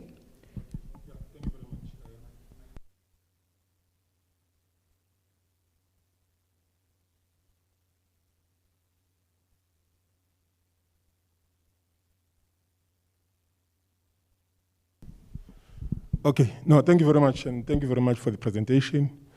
I think you also need to come up with some theories to drive this piece of work, especially in terms of the issues of the abuse of dominance, anti-competitive behavior, and the theories of rivalry. Because there is too much collusion.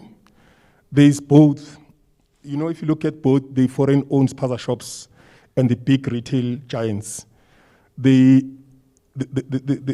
have two elements, the horizontal one and also the vertical approach. If you look at the vertical approach, you look at their market share, what they control and so forth, the issues of collusion. At a horizontal level, even the foreign-owned spaza shops, in terms of bulk buying, the issues of selling fake goods, the burden to the the health burden, including the reduction in terms of the tax base, because they are operating illegal, they are not paying a cent. I think you need to come up with an approach as to how do we then reverse this particular situation. I think Dr. Mostert has already submitted in terms of the issues of development of black township suppliers in order to start addressing the ownership patterns. The other issue in terms of the abuse of dominance, they are even going deeper, trying to curtail the suppliers by producing their own brands, cheaper brands, that continues then to outclass even the black suppliers. So yeah, I think as government, I think we did a blunder. It was a good thing to bring more the needs closer to the people, but we didn't plan properly in terms of how do we then handle the issue of spaza shop, because the foreign national-owned businesses are even competing with the bigger giants. You don't know where they get these cheaper products. One thing, bulk buying, and also the issues of transport support, because I think my last issue is that they also own the, what you call it, their suppliers, they also own these shops. You will have one foreign-owned businesses in one street or in the townships. They'll own a number of shops. So it's a combination of factors. But the challenge with the Competition Commission inquiry in terms of the recommendations was that government needs to come up with what you call it, some sort of interventions. They didn't penalize them. Instead of coming up with quotas to reduce the numbers, as it is the case in other countries, we need to come up with the threshold to say, if you want to operate in South Africa, they need to pay a threshold to say your investment should be at this level, maybe 10 million, and then there should be a push into say 80 to 90% of the employees should be the South Africans. The other thing is that money is not even flying out to Cape Town and Sandton, and also there's a serious capital flight to other countries. You know, there's this question as to who support these foreign-owned shops, because even if there is when there is violence and so forth, they demolish it tomorrow. The shop is there, fully stocked. So yeah, thank you very much. Let me not waste your time. Thank you very much.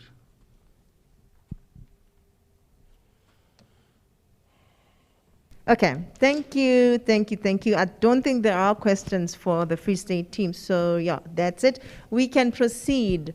Now I am told that you're ready. Can you hear me? Yep. Yes, I can hear you. Beautiful. Please share your story. Thank you. Thank you. Can you please share my presentation?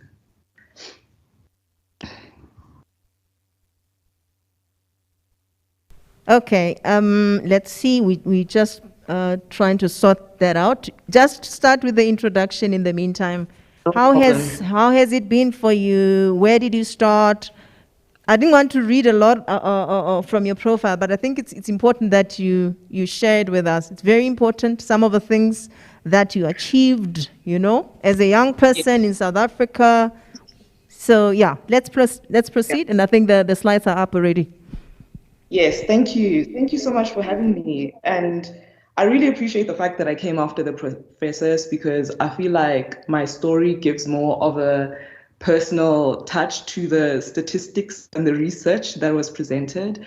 Because yes, I am an artist and I am an entrepreneur and I have a bit of an unconventional story, but the problems that were presented, they're problems that are really real. And I hope that through this presentation, you can get a sense of the real on the ground journey that entrepreneurs and artists face in this country. So before I even start my presentation, I want you to think about your favorite artist. I'm a visual artist, so I'd want you to think about your favorite visual artist, but it doesn't have to be. Think about your favorite musician, right? Whether it's Nina Simone, Hugh Masekela, Jill Scott, Erykah Badu. Think about the first time you heard one of their favorite songs and how it made you feel. And I hope that through this presentation, we can 10 times, 100 times X that feeling, because that feeling is very great for our society, but it's even much better when we support the artists. And through this presentation, I want us to just remember how important it is to invest in the artists and what kind of investments are important for an artist and an entrepreneur in this day and age. Next. Please, yeah. So I'm gonna just give a brief background of what I've been doing, some things that have been bothering me in the creative industry, and then some solutions that I feel like people in this room can help us to create. Next. No, before that. So I pride myself in having a unique journey into the creative industry. When I went to university, I studied and completed a degree in the medical sciences. I am of the group of artists whose parents did not understand creativity as a career. Who could blame them when growing up was defined by the realities and echoes of apartheid, where survival was the driving force of being alive? When I applied to university, the form gave me 2 spaces to put in my options of study, an option 1 and an option 2. I wrote my first option as something within the health sciences, and my second option was in the visual arts. I was really great with my grades because I achieved best academic achievement for my entire grades, but I knew deep inside that I was really good with the visual arts. My mother said that I must erase my second option, otherwise they would not fund my studies. I was only 15 years old when I was completing that form, and in my young mind, going to university cost millions and millions and millions of rands. So off I went to study my first option. I'm of the group of artists who started their journeys a bit later in life, your Jay-Z's of the world, or if you speak about visual arts, your Vincent van Goghs of the world, without cutting off the ear. So after getting my degree, I decided to work in the sales department of an international healthcare company because the business side of the industry heavily piqued my interest. Once I left the industry to become an artist, after working for a few years, instead of being signed to a gallery, I worked for an advertising agency and then moved into the freelancing or entrepreneurial world. I would have loved to study visual arts straight from there, but I did not have the money to pursue that avenue. I'm of the group of artists who have had to learn and work their way to the top, literally from the ground up, with no art school alumni to support me, no gallery to represent me, no manager to manage me. Since leaving the healthcare industry in 2017 to proudly become a professional artist, I've made my international art fair debut at the Venice International Art Fair, had the honor of being named as one of Mail and Guardian's 200 Young South Africans in 2020. And I'm also proud to say that I made history by being the youngest Black woman to be commissioned to design 2 coins for the country. So while preparing for this presentation, I kept asking my colleagues, if they could get any help from a corporate or a government entity, in what form would the help be most beneficial to them? And the answer kept being the same. They want money. And these are not street artists that are saying this. This was a friend of mine, Debo Horibani, an art director who has represented South Africa at events coordinated by Vogue magazine. And she has toured Europe with her siblings. And this was all fueled by their talent and their passion to represent our country. Next slide, please.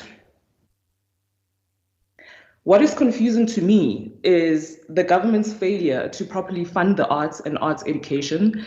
The South African Cultural Observatory, or rather it's called SACO, which is based in PE, which maps, measures, values, and calculates the gross domestic product, the GDP contribution of South Africa's cultural and creative industry, pegs that the South African cultural industry gives 63 billion into the economy every single year. So according to Unathi Luchaba, who's SACO's executive director, this represents about 1.7% of the total GDP, and the sector has been growing faster than the rest of the economy. The cultural and creative industries achieved an average growth rate of 4.8% per year between 2011 and 2016, compared with only 1.6% per year for the whole economy over this period. In addition, these industries drive substantial job creation, which the professors have talked about extensively before me. And as the total number of, it increases the total number of employed people in the creative economy. And these total number of employed people in the creative economy is over 1 million. So before I talk about money or the problems that I've faced in this journey of mine, I feel that I need to point this out. Creativity thrives when there is sufficient money within the artist's pocket. An artist does not need to struggle in order to be creative and productive. The notion of the struggling artist is a lie. The notion of a tortured artist is a lie. So let us use our power and our intelligence and our will to remove such lies within our economy, to grow our economies and be exposed to much better art. Next slide, please. So this brings me to my first point. Like I said in the beginning of my presentation, I'm going to share some things that have bothered me in the industry. So when the level 5 lockdown commenced in 2020, the National Arts Council announced that they had reserved 300 million rand to artists because they could foresee that without public events that artists heavily rely on, artists would need some money to supply this time of being at home. What disturbed me deeply was when the department said publicly that the money was going to go to the likes of Sir Arthur Mafokate and many others.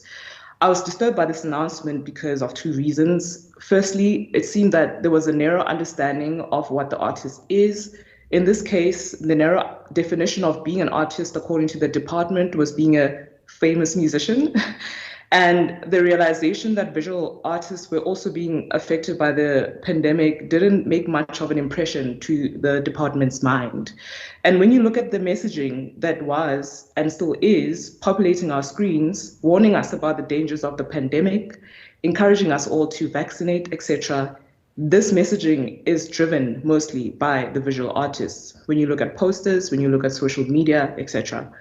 So when a visual artist hosts an exhibition, there are costs that need to support the gallery or venue hire. There's catering and often wine involved. There's shipment and courier services that come up if it's an international or even a domestic show. There are marketing costs to spread the word on traditional media like radio and social media like Instagram, TikTok, etc. There are costs to pay assistants who ensure that the quality of work from production to installation remains the same. There are after parties, there are Uber services that all benefit the creation of the show. There's rent, there's water, there's transportation, and I haven't even talked about the cost of creating the work. So secondly, bless Sir Mafokate and the contributions that he has given our country, but what has he really contributed to the industry this past year or the past 2 years? During the pandemic, I'm proud to say that I've had my first international art fair debut in Venice. I've exhibited at another art fair at The Hague in the Netherlands. I've exhibited with the French Embassy with Professor Esther Mahlangu in Pretoria.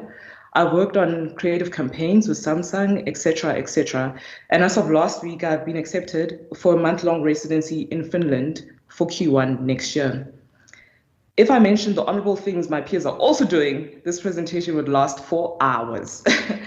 So for those who are not aware, as you can see on the screen, according to EWN, it is alleged that the Kwaito veteran and businessman received 10 million from the National Arts Council, while fellow singer Chomi received 2 million for a project that has never seen the light of day during a pandemic. So seeing such headlines can be very discouraging, especially when I know how much 10 million could have helped myself and my peers with all the projects that we're personally working on.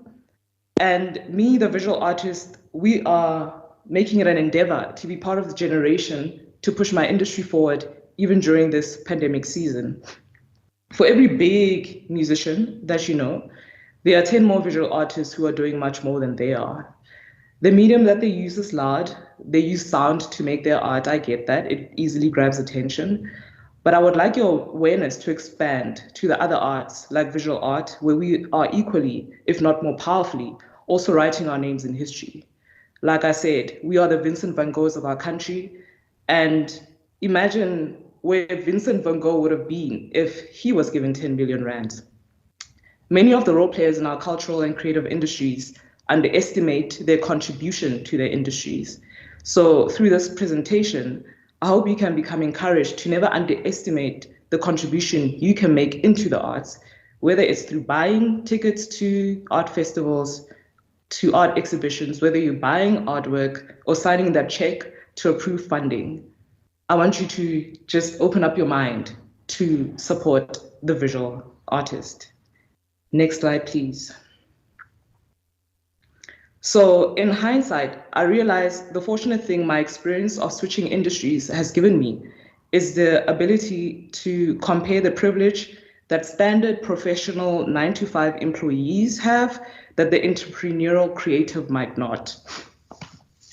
So according to Biz Community, which is a publication that looks at the happenings that happen within the marketing, advertising, and creative industries.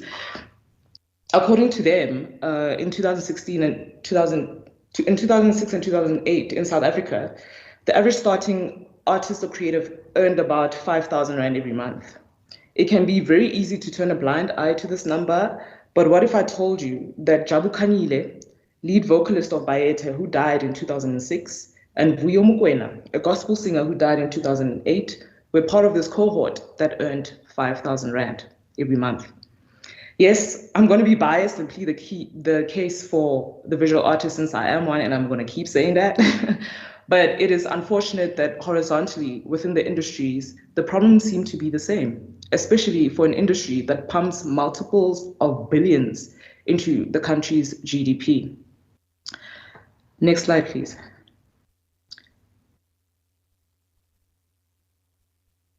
So if you're familiar with, actually before I start this is a problem that I'm seeing within the industries, and I hope that after speaking about this, it's gonna switch on a light bulb for somebody in this room so that we can help to solve this problem, right? So if you're familiar with investment, whether financial or otherwise, you can agree with me that time is a necessary tool to take advantage of if you want to exploit the potential of an investment. So the average professional young artist or creative, this was between 2020 and 2021, can earn between 5,000 Rand to 20,000 Rand every single month, right? Outliers exist, but I just want us to focus on these numbers for this point.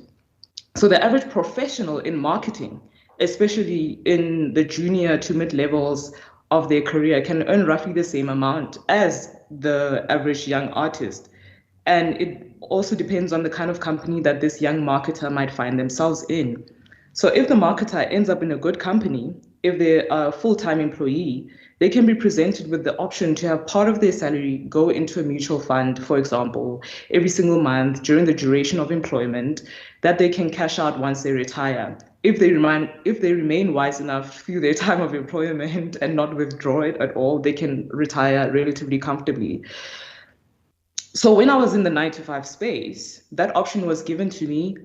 I didn't even understand what that meant, but that option was still given to me. This is an option that was not even in conversation when I went into the arts, and I'm not the only one. So personally, I can earn the same and often much more than the average working professional. But why is the option of retiring comfortably never presented to me? I'm also working every day. I also have clients, I also have deadlines, I also have a family, I also put food on the table, I also travel abroad for opportunities. I'm also concerned about my future. I also contribute to the economic ecosystem of the country. But why are the options presented to me not the same? As I know, many people in this room are much more knowledgeable than I am about investments like these. I mean, this is an economist forum, right? But I think there can be a consensus in that this way of investing, where people take their salaries and invest them in mutual funds, which is just one example, where the big companies we love can convert them into capital and restore profit to get a return on investment, is a win, not only for our economy, but we can also make this an easy win for the artist, especially in the long term. In this way, we can stop hearing news about our favorite artists having successful careers but dying broke. So let's please, let's invest in the artist. So I believe that providing solutions such as these can be very easy if those who have access to these long-term investment structures can collaborate with the entrepreneurial artists, so that the entrepreneurial artists can give them true access to the market, and they can in turn help with securing lifelong investments for the talented people in our country. Personally, I'm raising my hand to help solve this problem because it breaks my heart to always hear about artists that I love who give their lives to giving us beautiful creations, beautiful music, beautiful art, only to hear that they were unable to give their families lasting legacies. What is needed is somebody with the financial acumen to also raise their hand to help fix this problem. I don't know if there's another slide. Please say next. Please press next. So as the digital age is fueling the entrepreneurial endeavors of my industry, giving a rise to the independent artist, I hope that the list of things that I believe can assist in ensuring that artists live long, fulfilling lives, both in profession and in livelihood, resonated with you.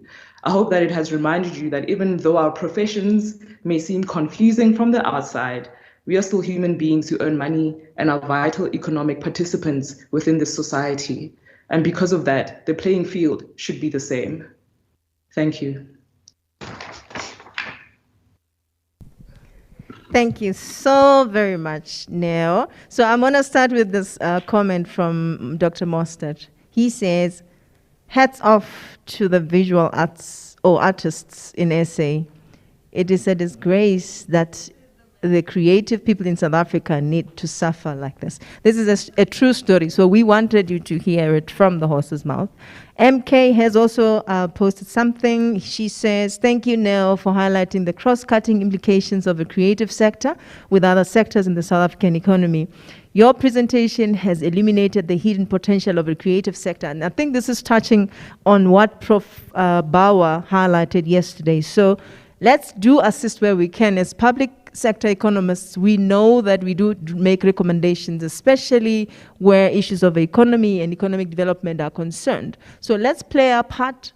I think Bella did mention the need for us to develop partnerships with the people on the ground. So let's take all these messages, get them all together and see what sort of action can come out of us.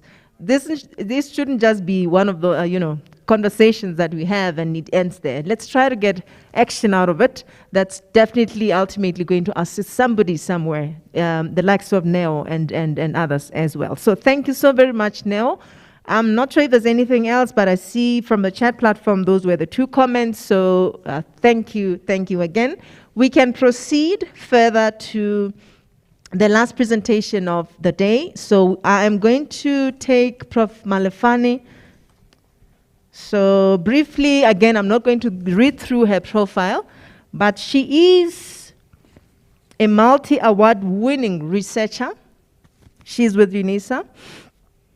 And her area of interest is international trade and development. She's also recognized internationally. She's also very young to be where she is at this point in time. So let's acknowledge the work that all of these people have done. So her story is slightly different from Neo's story. So we wanted you to have an understanding of what people are experiencing, entrepreneurs are experiencing on the ground. So Neo has given us that. Now, this is for us, public sector economists. We know that we've always wanted to publish. We've always been talking about the importance of our papers being read by multiple audiences. So where do we start, Prof? So that's what she's going to educate us on today. So Prof, I hope you can hear me.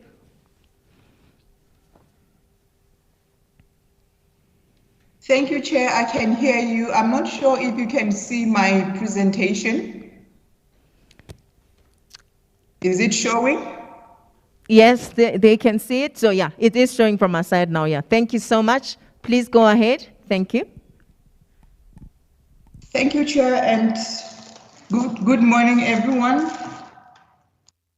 I am Malefa Rose Malefane. I'll be presenting to you Rising Above the Challenges Through Publication. Before I start this presentation, I would like to bring to mind the theme of the conference.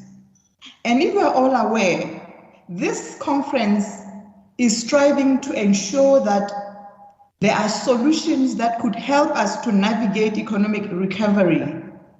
But from where I'm standing, my position is that if we are to navigate economic recovery and growth amid COVID-19, then we must be aware of how important it is that we undertake research activities that could bring change. Because I believe that there's so much that research can do to us in terms of informing the policy makers. Well, if we look now, what is happening around us, especially in the context of South Africa? As one of the earlier speakers mentioned, we are very much aware that South Africa is battling with three key economic problems: unemployment, poverty, and inequality. But those are not the only social ills that the country is battling with. So as researchers, we need to sort of decide and take action, because if we don't take action and wait for policymakers to act, I think that we will not have the South Africa that we want. It is for this reason that this presentation is titled Rising Above the Challenges Through Publication. I'm not sure, Chair, I'm trying to advance the slides, but I can't. I don't know what is happening. I'm trying to move to the next slides, but I can't. Okay. Hello, so can you hear me? Yes, we can. Yes, I'm trying to move to the next slide, but it's not moving. Okay, so do you want us to help flight from our side? You can tell them when to move to the next slide. Okay. You can do that, please, because I have the same set as you do. Thank you. Okay, thanks, Prof. We're just making preparations for that now. Thank you.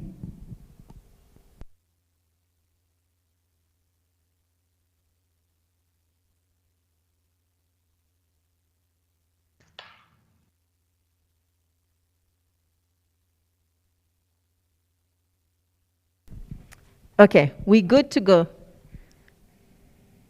Okay, thank you. Can you please move to the next slide? All right. Now, I want you to look at the picture and think of what you see. If possible, you can make notes in your head or in your jotter. Because what we see in the picture talks about what is happening in the world of research.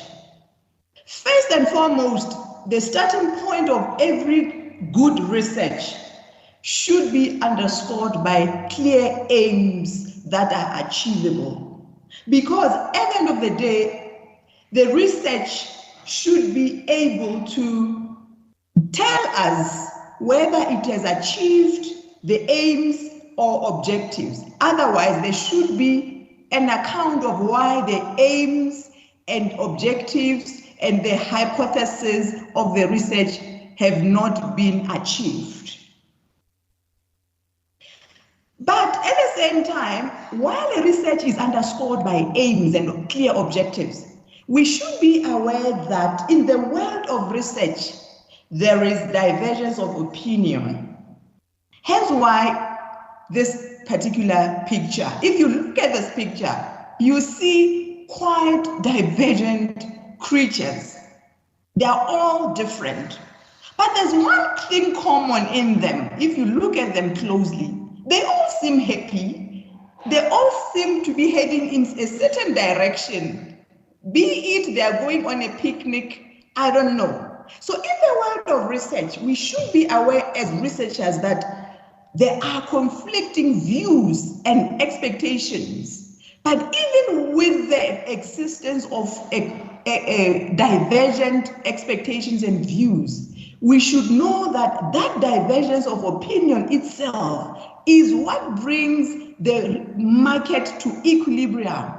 So for us to come up with solutions as individuals, as core researchers, as communities, we shouldn't expect that our views should be uniformly accepted or people should have similar views to us.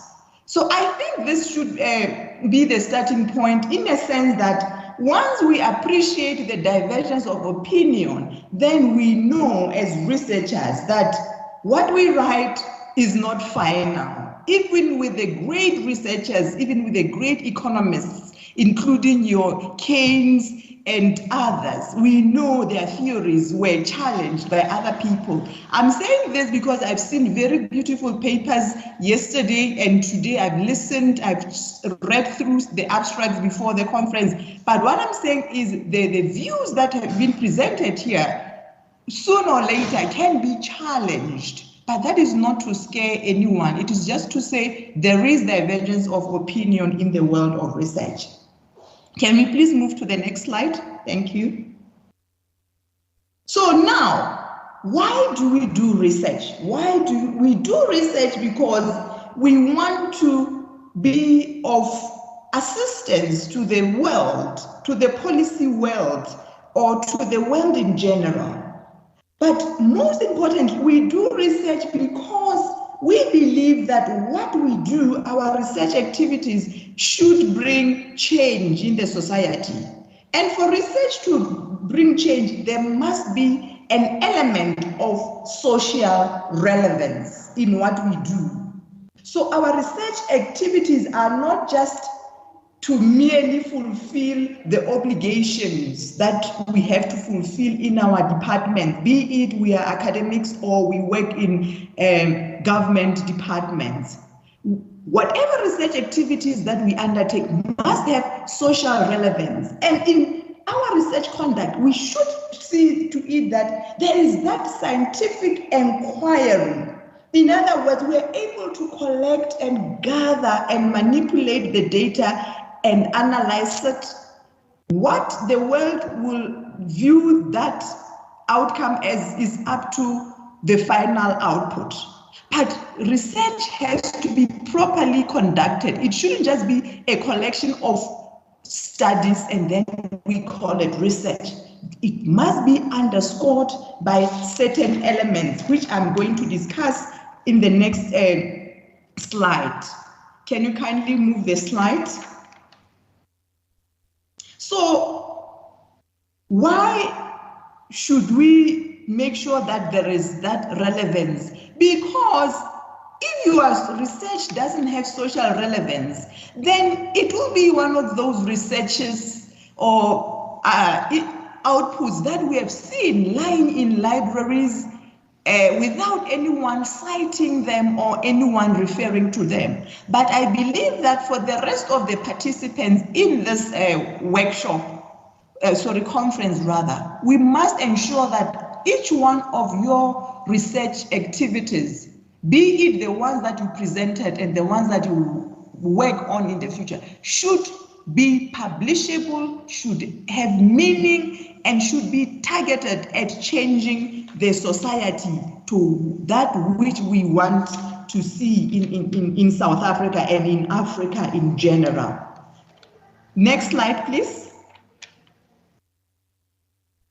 So to be able to undertake research, therefore, it is very critical that that research is underscored by research questions, or it is guided by research questions and hypotheses, which must be aligned to the aim and objectives. Remember, in the beginning, we said the starting point of a research is the aim and clear objectives. Thereafter, there must be questions. A researcher must come with very clear questions and hypotheses. In some of the presentations, there were research questions, but in very few of them did I see the hypothesis. That is not to say the original manuscripts don't have a hypothesis, but I think it would have helped a lot if we can see the hypothesis right from the onset, so that in the end, a researcher can say the hypothesis that we stated a priori have been rejected by the findings, or we fail to reject the hypothesis and also provide reasons and supporting evidence. I think that is one element that as researchers, we must sort of work on, because otherwise, what is this that your story is saying? What are you telling us, and how are the findings aligned to the hypothesis that you made in the beginning of your paper? And there's also a saying, or there's this statement from Butcher and Wepperand that the key to a good research is the research questions, because at the end of the day, a research, especially an empirical research where you analyze data, it is about whether you have answered the research questions or not. If your analysis has failed to answer the questions, then you must provide justification or reasons as to why that was the case. So, or hypothesis. So it depending on the nature, if the research is qualitative, then the research questions have to be answered to some extent. If it is a quantitative research where we have those regression analysis like we have seen in some of the papers, there must be very clear hypothesis, which in the analysis you are actually going to test such hypothesis. And when you explain your findings, you must tell us that the expectations of the study, the a priori expectations, have been met in as far as these variables are concerned, or they have not been met. If they have not been met, then explain to us why such hypotheses have not been met. That is the art of research. Can you move to the next slide? So now we go into the core of the presentation, which is how can we publish our research findings and why is it important to publish our findings? The first question is, how do you publish your research findings? There are various ways of publishing research findings, depending on the intended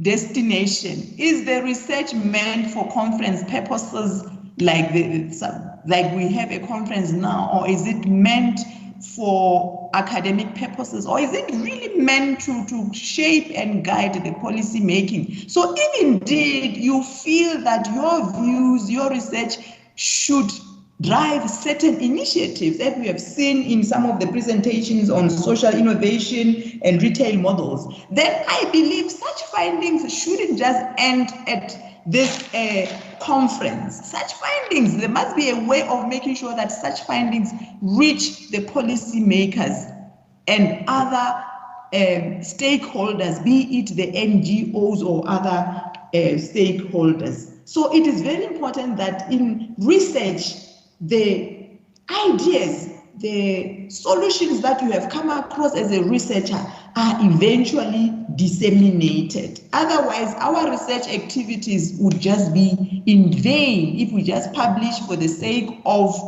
maybe having the CV decorated with the number of publications. If such findings do not make it to the policymakers, then it is not helping much. Kindly move to the next slide. So when you prepare a manuscript, the one thing that you must take into consideration is to make sure that you demonstrate that you know what you are doing. In other words, you must read widely in the area that you are investigating.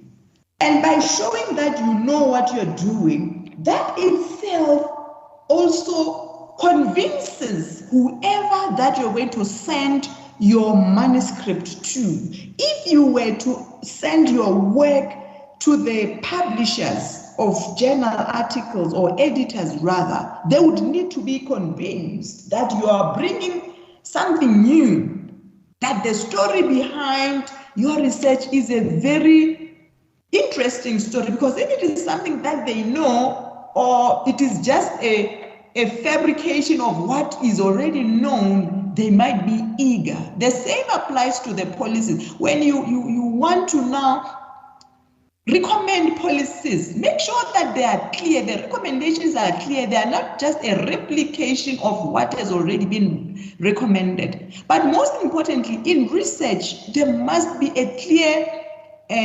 motivation for the selected sample, whether it is a study on Free State retailers, that there must be a strong motivation. Why out of the 9 provinces, why have you picked Free State? If there are so many other markets, why did you choose retail markets?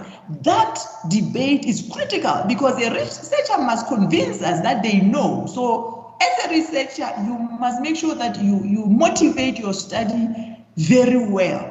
So I believe that to the rest of our presenters, especially the ones who presented today, when you go back, you're going to address some of the issues, strengthen motivate the choice of your studies. So it's not a matter of unemployment is high in South Africa, so I'm researching on unemployment. You need to go beyond that, beyond what is a known fact, so that in the end your work is exciting and your work can be easily publishable in international accredited journals. Next slide, please. So now we want to engage what some of the things or the topics that we have had today, so that we bring this presentation into perspective. So as a starter, think of the topic that you are currently working on.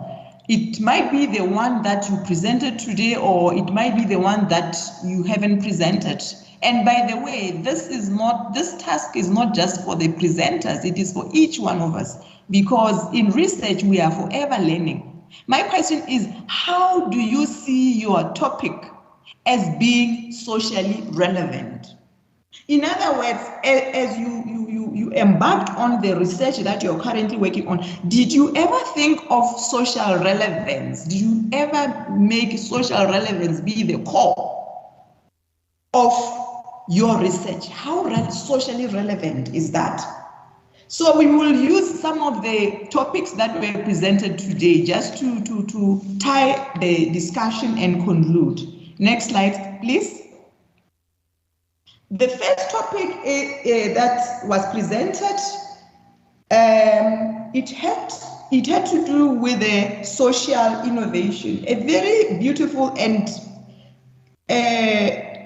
I would say it was innovative, socially innovative, a very interesting topic. And you can see that the researchers really, they tried hard to bring an element of social relevance. They wanted something that touches the majority of the people who are usually not considered. Why am I saying this? If you look at some of the recommendations that they made, one of them, which I really admired, was that through social innovation, people will be able or will have that opportunity to take charge in local economic development. That, to me, is a key strategy in the context of South African communities. Why? Because if you look at what is happening currently, more often than not, policies and measures that are applied are usually sort of pushed on people without necessarily engaging them to hear what their views are. So if through this approach proposed by the researcher, if that approach could be adopted, I think that could help, because by listening to the people, hearing what their needs are in as far as social innovation is concerned, then the people will be the game changers in economic development. So we've seen a topic that brings something fresh. We've seen a topic that talks to the challenges of South Africa, especially covering the least advantaged members of the society, as it is a known fact that South Africa is characterized by inequality. Can we kindly move to the next slide? Next slide, please.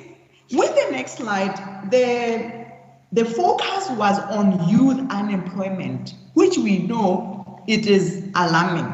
And on this, I want to mention that we shouldn't even blame COVID-19, because these days, everybody everywhere blames COVID-19. If you see the trends prior to COVID-19, the trends on the graph, you will see that even before COVID-19, youth unemployment was already a problem in South Africa. So we shouldn't even try to blame the COVID and say, now since COVID-19 came in, youth unemployment has risen. I believe the same applies to total unemployment in South Africa. The point I'm trying to make is that unemployment, youth unemployment have been there prior to COVID-19. So let us not blame the COVID. Let us look at how the youth could be empowered. And the key message from the presentation was that there should be some form of youth and entrepreneurship policy, but also to formalize entrepreneurship in our school system.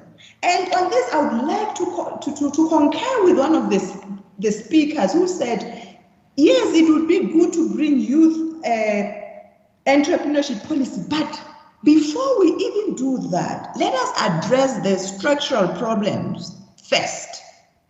As we know, in South Africa, the lack of skills is inherent even among the youth.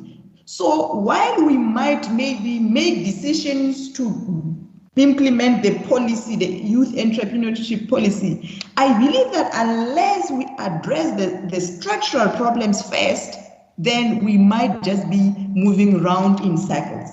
And such interventions that we can put in place before we even implement the youth entrepreneurship policy, such interventions should look into skills development, different dimensions of skills development, where we could empower the youth with the soft skills, managerial skills, all those skills that are required. Because even if we teach them to be entrepreneurs or we give them startup capital, unless they are able to manage their own books, they have those basics of finance and business management, dispute management in businesses and the like, their businesses might not be sustainable. So all in all, as we make these recommendations as researchers, let us make sure that we also go to the core of where the unemployment problem in South Africa emanates from. And we know it is mainly structural in nature, meaning the mismatch in the skills and what the job market requires. Next slide, please. The third topic, and that will be the last one that I'm going to discuss or to elaborate on, had to do, is the one that it had to do with retails. The speaker was talking about different retail models of bigger retailers that penetrate South African townships. It's a very relevant topic, and it's very critical, especially in this time where the retailers are saving the townships, providing them with the daily supplies, whatever supplies they need. But my question is, in light of all these developments in the retail markets, in their involvement in the townships, acknowledging the ones like Pick n Pay who are currently offering mentorship, is it possible that those retailers can use the local communities? In other words, they can bring them into the supply process. Because if the role played by the local communities, the townships, is just to serve as consumers, I believe that that is unfair. It is one-sided. But if we could empower the local communities such that they also come into the bigger picture, that they can also have a lion's share, have a slice of a lion's share, I believe that way, then they won't just be saving in the demand side of the equation, but we want to see the communities acting also from the supply side. But the question is how, because maybe some of the retailers would say, we want only fresh produce from the communities, and the communities mostly or probably don't have land or space or what. So these are the issues that we should bring into table to say, okay, fine, how do we bring the townships, even not just the outside the townships, the rural areas, how do we bring them into the picture that they can also feature in terms of supplying the bigger retailers? In that way, we would be helping to move away from what we see now, where we have a few people benefiting from the economy and the majority are consumers who are spending and borrowing and spending and borrowing. That picture needs to change if we really want to get out of the poverty trap as South Africans and as Africans. Next slide, please. So, to tie up or to conclude, each one of us as a researcher must dare to be a game changer. In other words, try to be different, try to see things differently, yet you know you're still going more or less in the same destination. You are starting from below, you're going up, but try to do things differently, think outside the box, as I've said earlier. And if you were to bring the change, just one change as a researcher, what is it that you would bring? I think that should be the key of our research as well. I've given you so many keys. This is another one. So in research, the keys can never end. They are forever increasing. What is it? What one thing can my research change? If I were to be here, what are the current topics? What are the current issues? What one thing would I recommend that would really bring the change, even if it is by 0.01%? Knowing, of course, that your recommendations may not be heard today in 2021, but in 2022, 2023, somewhere there, they might be heard. So we need to think in that manner as researchers, always seeing ourselves as game changers. Next slide, please. And indeed, as we know, Mahatma Gandhi says, you must be the change that you want to see in the world. Simply meaning, no one can do things for you. You need to, if we want to see corruption disappear in South Africa, we must be the change agents. If we want to see poverty disappear in South Africa, we must be charitable towards others. We must start with forgetting ourselves. We must get rid of hypocrisy. We must drive that change that we want to see through our research, provided that we publish it. Because if we don't publish it, nobody will know of our alternative views. Next slide, please.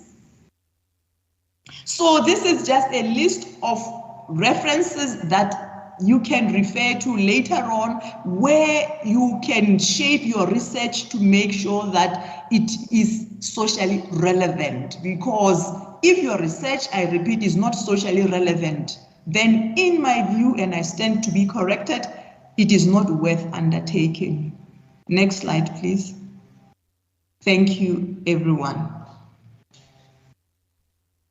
Wow. Okay, so we were still waiting, Prof, thinking that we're going to go on and on and on, because it's so inspiring. It's very interesting. Thank you so very much. So what I'm going to do is to read the messages, and I think this is a way of appreciation to what you've shared with us, Prof. This is indeed something that we really needed to hear. So let me start off with the first one. This is from Tendani. She says, "Thank you, Prof. Malefane. Your presentation is encouraging and inspiring." And I echo the same sentiments. Khatedi says, "Prof. Malefane, thanks for a valuable insight for one to structure a value-add research. Quite profound input indeed." Aisha says, "Thank you, Prof. Malefane, for a very thought-provoking presentation." Jacob says, "Our political principles can benefit immensely if they could consider appointing people like Prof. Malefane as one of their economic advisors." So, Prof, there's something else there. Mpumuleni says, "Thank you, Prof. Malefane. You raised an important issue of social relevance for research in addition to academic impact. Inspiring presentation." Sibeko Onokwazi says, "Thank you, Prof. Malefane. Such a good presentation and motivation." Kosi says, "This is so inspiring." Biola says, thank you so much, feeling inspired and wished more students and public servants were here. Nkumi says, thank you, Prof. This was such a good refresher course to why we do research in the first place. And I echo the sentiments here because, Prof, the way you delivered the presentation made me feel like I was in one of those 101 classes, BTM classes, if I should say that. But thank you so, so much. You have inspired and touched on each one of us differently. We really appreciate your presence and your insights. So, colleagues, there we have it. We do a lot of research in our own spaces, but like Prof is saying, let us ensure that that research finds space somewhere. Let's make sure that it is being used for whatever purpose it was intended for in the first place, because that's the starting point for us. That aim must be clear. Let's make sure that it is pursued to its end. So whatever we do, make sure that it reaches its destination, like she said. All right, so just a couple of things, maybe before, firstly, let me just say I'm going to, before I move on to a couple of things that I wanted to mention, let me just allow colleagues from the 3 provinces. We decided to choose 3 provinces just in the interest of time, because if we were to take all the 9 provinces, it was going to take us another day to get through to understanding some of the recovery plans. These are not presentations. The 3 colleagues that are going to represent their provinces are going to just share with us at a high level some of the things that they have put in place, and where possible, please, colleagues, just share with us the progress that you've made, and some of the interesting stories or the success stories that you have out of the programs that you are implementing to try to address the issues on the ground. So instead of starting with KZN, I'm going to start with the Free State. Mr. Musia is not here. However, Biola is going to take us through some of the work that the Free State has put up to try to address the economic challenges that are currently impeding progress in that province. And she will then be followed by Mr. Malele from the Northwest, and Jacob will be last from KZN. So in that order, please. Biola, please just share with us some of the highlights at a high level, and then we will move on to Mr. Malele. Biola, can you hear me? I can hear you. Thank you very much, Chairperson. I actually put it in presentation format. Can I share it with you? Yeah, please go ahead, as long as it's not long. I'll just confirm if you can see it.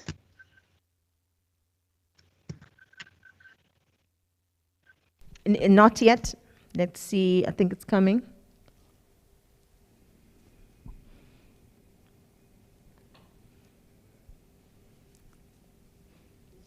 Can I get a signal whether or not it's there? Because I seem to be battling with my... It's not yet. Okay. So I'm told something is trying to come up. Okay.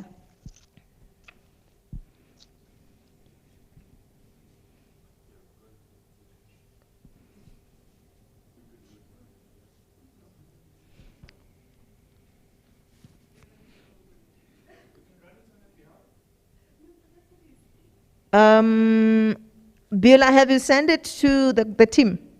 You can send it to the team so yes. they run it on your behalf. Or they've got it. Yes, can they just do it for you? Okay, not a problem. Okay, thank you. They're gonna try to upload it now.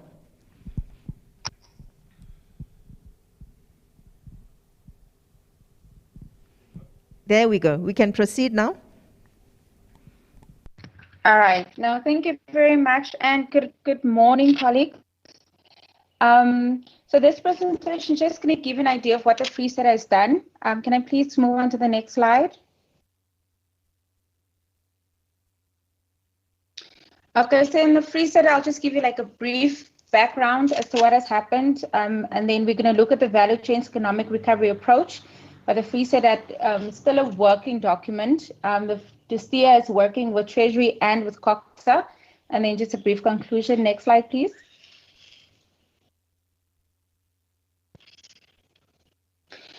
So colleagues, I'm sure you all know, for example, the Free State has been experiencing high unemployment, and we are aware that it's definitely not just because of COVID, it was also prior to COVID. One of the other things that we've also done, we went to go look at the different sectors to see where we were struggling even prior to COVID. So, historically, our economy has always been anchored by the mining sector.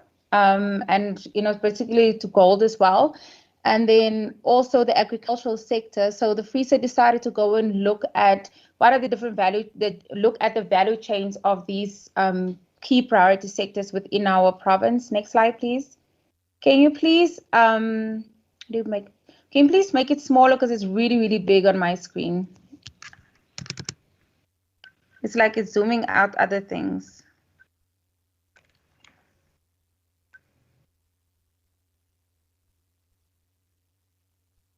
Next slide, please. Okay. So therefore, the Free State believes that the impact of a value change approach is expected to bear long-term benefits by increasing inclusivity and sustainability for enterprises participating in the value chains, particularly for SMEs and enterprises owned by previously disadvantaged individuals. And the reason why we also did this, a 2019 study we did on agriculture, we were looking at the agriculture sector, and then we found that the problem, for example, is new entrants do struggle in the Free State because it's already being dominated by your VBKs, your OVKs, and Itau. And so therefore, we want to focus on supporting enterprises, but specifically also previously disadvantaged communities. So the approach will entail supporting both primary and secondary actors in the various value chains. The primary actors are concerned with the input supply, production, processing, storage, wholesale, including export, retail, and consumption. Next slide, please.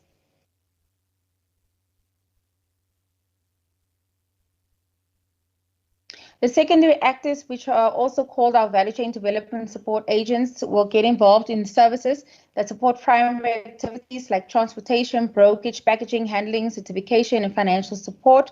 We also thought about the other value chain actors that are promoting agents like government bodies that provide support and activities and interventions to foster these value chain development.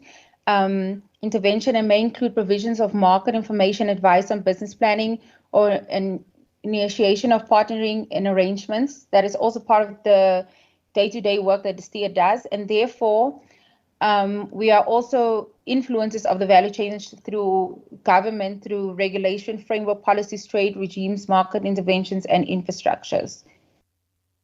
Next slide, please. So following this approach, the following steps will be followed by the Free State government in doing value chain analysis to inform the strategic intervention in the value chain through selection of industries with potential for competitiveness, conducting value chain analysis, development of a strategy to improve competitiveness and achieve an equitable distribution of benefits. Action plans to achieve this strategy is developed, and a system of performance that will monitor the impact and assessment is devised to evaluate the effectiveness of the value chain's intervention. Next slide, please. Therefore, colleagues, as you can see, in terms of our value chains will be influenced by our key priority sectors in the Free State that were highlighted by the Free State Growth and Development Strategy. So it will include manufacturing, transport, mining, tourism, and agriculture, and then the linkage of that with ITC, energy, and also finance. Next slide, please. Therefore, the STIA has taken a decision to support SMEs operating in the following industries: agriculture, manufacturing with special focus on food and beverages, subsector, ITC, transport, and tourism. This means that the first step in the value chain analysis selection of industries with potential for competitiveness has been concluded. It is also important to determine in which of these 5 districts in the Free State province have has an opportunity for sustainability given the economic profile. So what we have already done in the Free State also, we have gone and re-looked at our 5 districts, and we've identified different opportunities. For example, one of our districts is Lijwaleputswa, And one of the potential and competitive advantage in the area is agro-processing, consulting, engineering services, manufacturing, renewable energy, solar energy, and tourism and retail. Just to give you an example, next slide, please. In order for the Free State to do this, we're going to have to work with municipalities. And therefore, what we're seeking now, and hence Coctus on board, is to make sure that municipalities then adopt this strategy and then also make sure that it reflects in their IDPs and yes, reflect in the IDPs and also get other stakeholders involved that are community-based organizations, non-governmental organizations, and the private sector in order to reach agreements and take decisions. Because as our president said, in order for the country to move forward, we're going to have to work together. Therefore, the STEER will continue to provide support to our municipalities and enterprises in the Free State in order to create an enabling environment for economic growth and job opportunities. Also, just one thing I want to highlight that the STEER has also done, it should be noted that with these recovery funds that was created by government due to COVID, we found that a lot of our SMMEs in the province that applied got denied.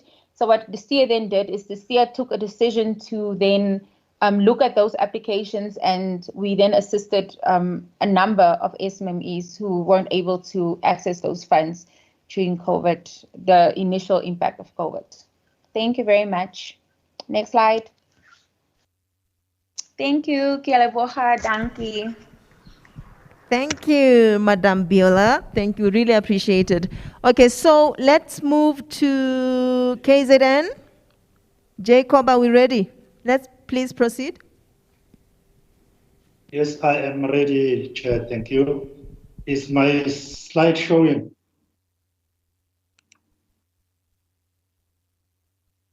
Yes, it is. Please proceed. Oh, but I can't say anything from my side. Anyway, yes, I'll proceed. Can you move back to the first slide, please? Am I the one controlling it?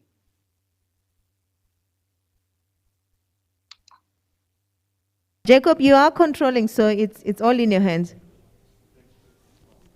Oh, technology is okay. I hope you're not going to go through all 29 slides. Not at all. Okay. Not at all. Not at all. Perfect. But perfect.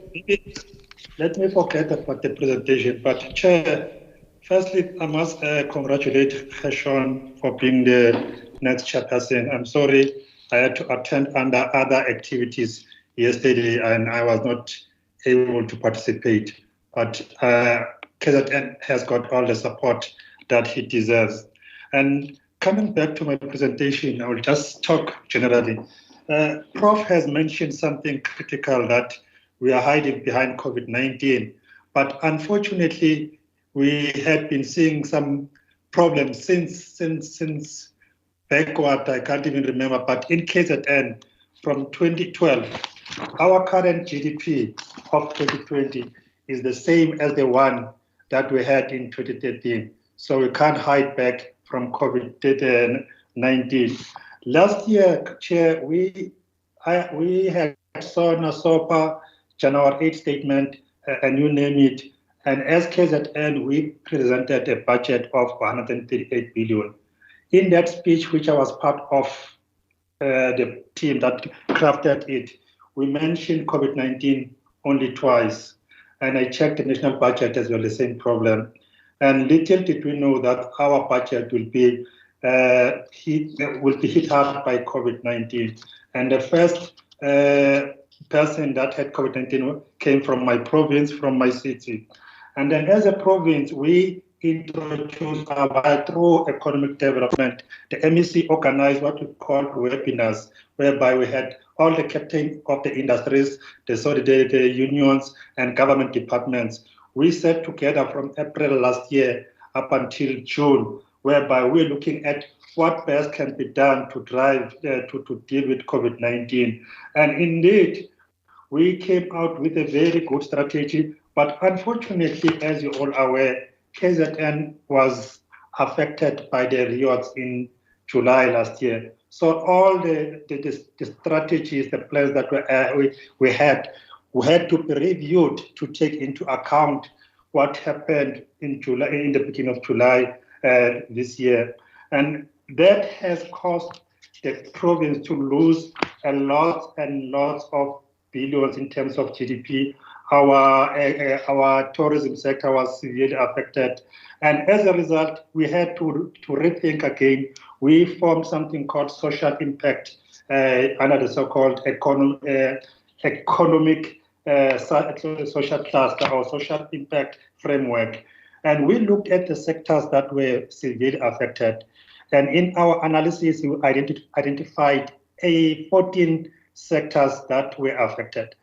And we said, how can we work together as business, as labor and department to ensure that we drive back both economic recovery as well as reconstruction? Because if you remember, last year, in July, our infrastructure was damaged. Most of our shops were damaged, and our very critical infrastructure, such as roads, were also damaged.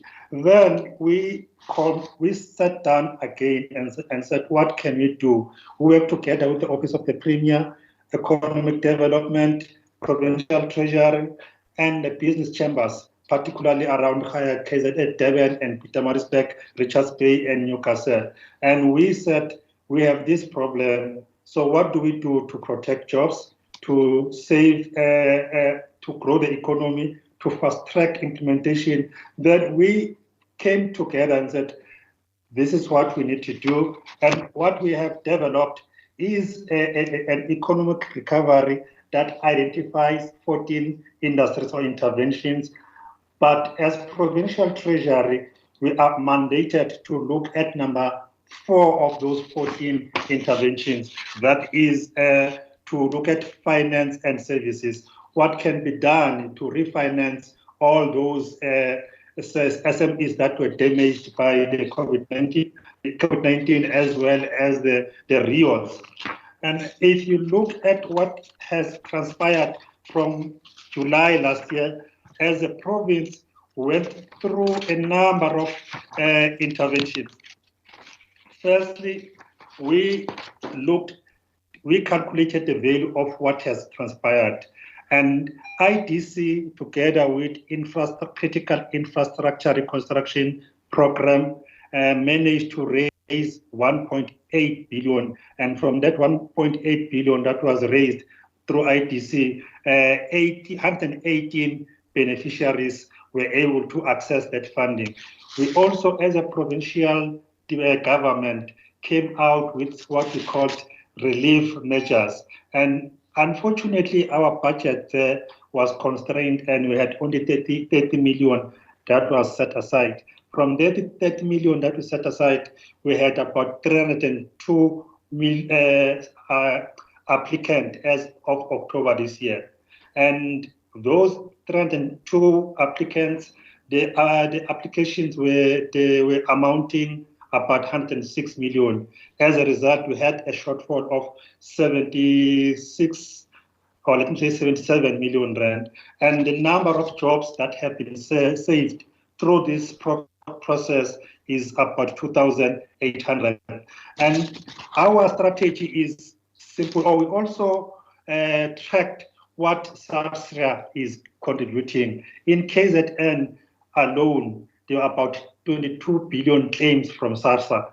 And as a result, now most of them were not able to be paid out, but we were so relieved when the Minister of Finance last week mentioned that they put more money to SARSRA so that it is able to cover the costs that were incurred. And from this amount from SARSRA, we have top 10 claims which amounted to 6 billion rand, and other claims are still under process.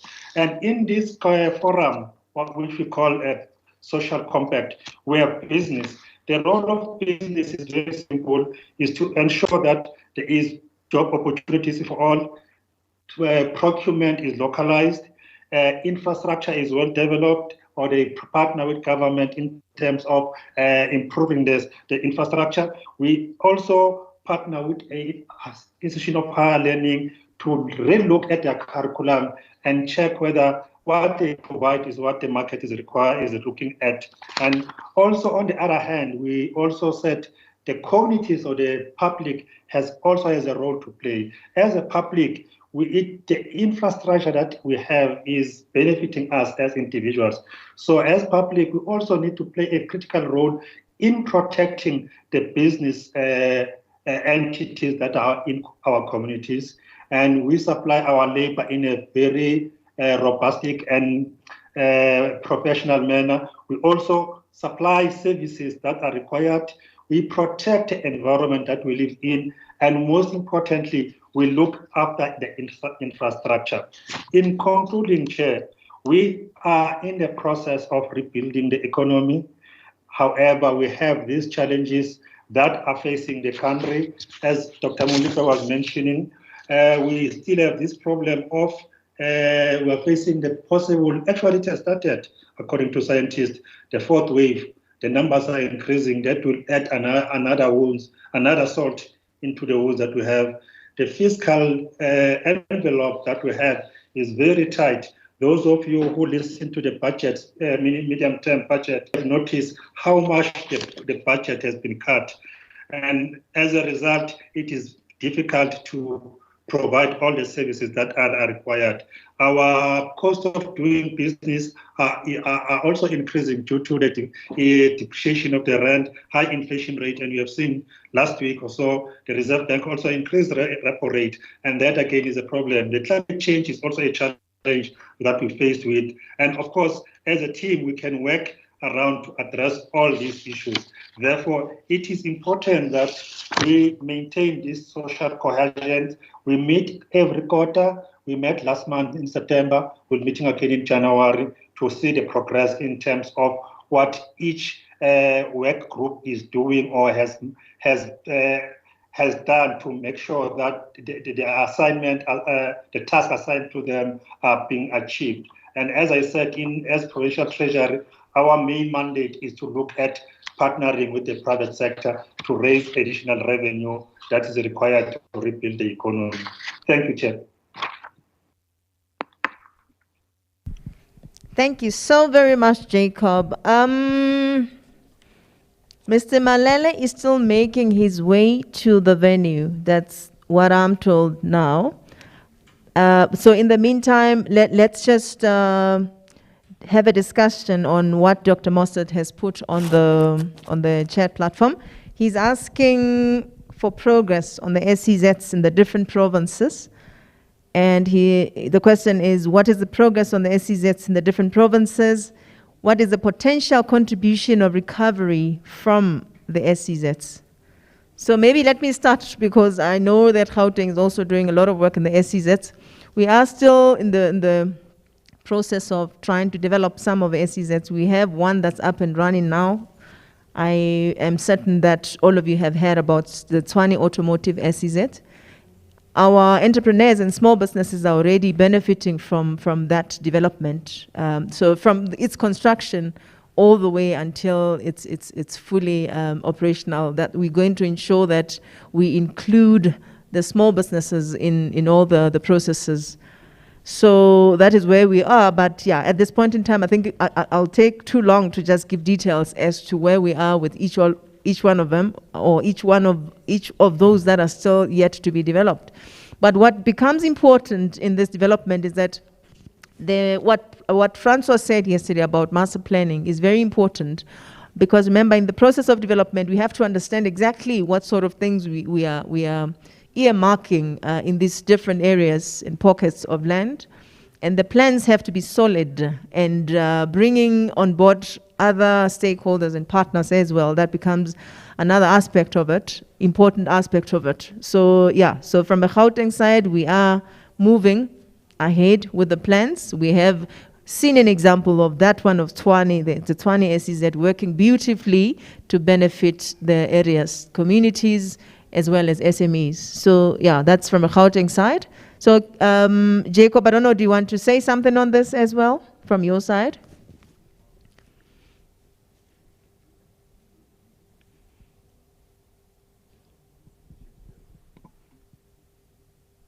I'm not sure if we've lost him, but yeah, so that's that. Seeing that Mr. Malele is not here yet, I think we should proceed in the interest of time.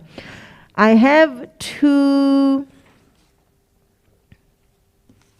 messages to communicate before I hand over to Biola. The first is, Biola, we decided to make you work hard today for a reason, and I've just noted that there's a big cake that's just being brought, or you're gonna keep it there. So it's at the back of the room.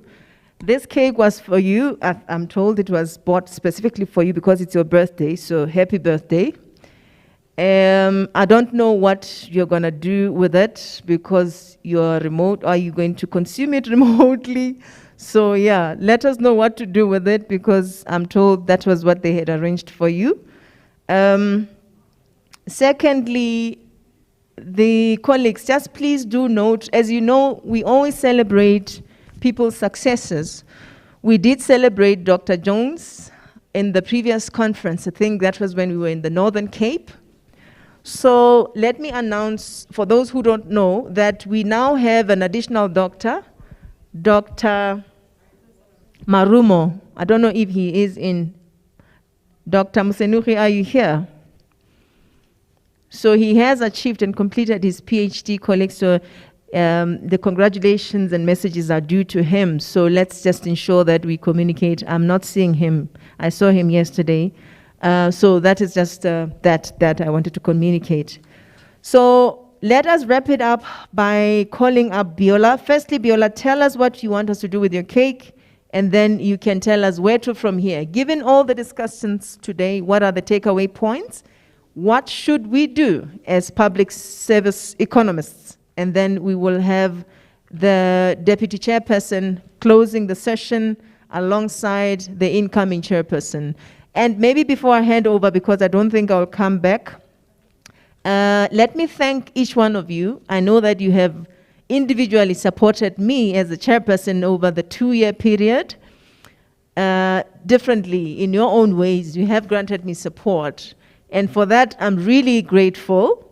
Also, just to thank the team that worked closely with me, and that's still here today. So ladies, gents, thank you very much for everything. And those that I have joined remotely, I really appreciate your assistance.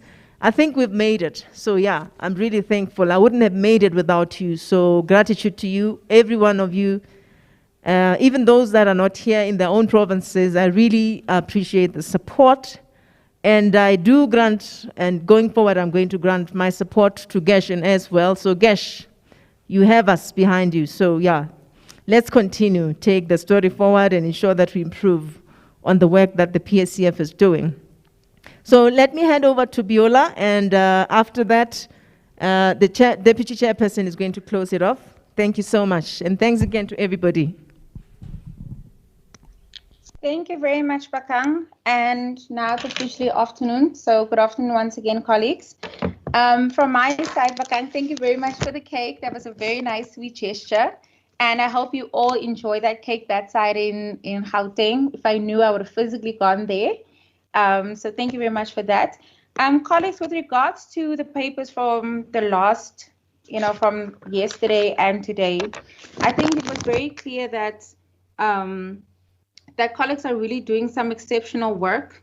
And the theme that also came through very strongly from the different papers was some really good recommendations for our different government departments. But I think one of the important things that the PSEF should really consider is to establish its own journal. Even if it's electronically, we should definitely consider looking into partnership so that we can actually ensure that our papers do reach a wider audience. And even if the new chairperson has to look into the possibility of not having membership, actually having people pay for membership, I think colleagues will, because we all know when you publish, you pay for your publication, And also from the speakers from yesterday, in terms of the recommendations that were made about the arts, culture, and recreation, we really saw the positive contribution that was made there, the importance of that that sector in terms of job opportunities, even during COVID time. We saw that, that many artists were still left without much support. And also from Dr. Clive Kutsia with his interrupted time series analysis. It was very interesting as well. And before I forget, let me just quickly do this. I noticed yesterday there were a lot of interest with regards to Dr. OJ's paper. So I took the liberty, because I was very fortunate, I've actually already read it. I just want to share it over here. Over there. So colleagues, I've copied the link to Dr. OJ's paper for all of you to enjoy. And the master classes, I just want to congratulate the chairperson that's leaving. The master classes was really exceptional idea to add as well. We definitely all took value from there. So thank you to the different speakers, especially as well to the speaker from today. Like I said in my comment, I really wish we had more public servants who are studying, postgraduate level, because there are a lot of people studying but struggling in silence with research, and they very often come and ask other researchers. So thank you very much for that presentation. Also, with regards to the other papers that were shared, the conceptual framework, the innovation papers, and how governance really came through strongly, colleagues. I think from all, I don't want to go and mention every single paper that was done, but I think from all of this, it always comes back to one of the biggest challenges we face as researchers, the fact that we are not implementers. So as Professor Malefane was saying today, hence it's so important for us to really do publish our work, but we definitely need to make sure that our policy makers do access our work. Colleagues should continue to share their presentations so that we can all have access to that. And for those who have full papers, so also please share that information. And just on a higher level, I think one of the biggest challenges now, we already saw the political shift that's happening in the country, which was partly exciting and also worrisome, but there's a very urgent need for government to definitely start taking governance and good governance much more seriously. I think the lack of participation from especially the youth was a very high indication, and that therefore all the papers that made reference to social innovation and how we definitely need to restructure how we think as government, because we have seen now the top-down approach does not work. It starts at the bottom, and if South Africa really wants to become a developed state, we definitely need to start putting our people, putting people first as a priority. And I just want to encourage all the researchers here to continue doing the good work that they are doing, share their papers, and also call for collaborations between provinces, because I saw a few collaborations between, for example, government and universities, but even to see, for example, how Gauteng can, for example, work with the Northern Cape and the Free State, because we know Gauteng and the Western Cape and KZN are forever leading us. And because these matters we do need to take seriously so that we can ensure that we don't experience another big riot like we saw in July. Because as a young person, I was very traumatized at that time when I saw it. I still can't believe it really happened. But definitely the papers do make really great recommendations. And we also want to thank you, Bokang, for your continuous support, and your team. Your team has done exceptional work for the past 2 years. And for the incoming chairperson, congratulations. And please, let's have it in Cape Town physically, especially since somehow PSEF always falls on my birthday. At least that time I'll be somewhere near a beach. So thank you very much, colleagues. That's all from my side. Oh, and one last thing also, the master classes were basically like a mini workshop. I just want to encourage all our experts here. We have a lot of doctors and professors. You all are experts respectively in your different fields, and especially with publications. So I think another recommendation would also be if you can consider some form of mentorship within the PSEF, whether it's a doctor mentoring, a young public servant like myself, or for example, Mr. Bolot now, the risk of not knowing other people that are there. I think that will also be very beneficial. We'll be pushing academia also pushing and encouraging research, because as the prof was alluding, research is re-researching, but also, and the colleagues in higher education will say, one of the biggest challenges as well is mentorship. So if we can also somehow bring mentorship into the PSEF, I think it will be very beneficial. Thank you very much, everyone. Enjoy the rest of your afternoon.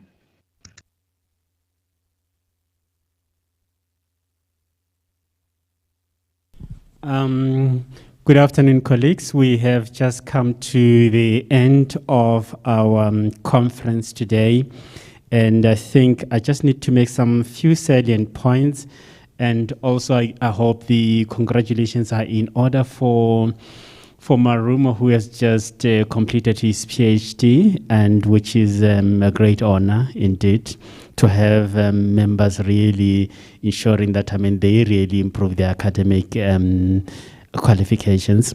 But I also think, I also want to draw your attention to the very good presentation and much more thought-provoking presentation by Prof. Malefane.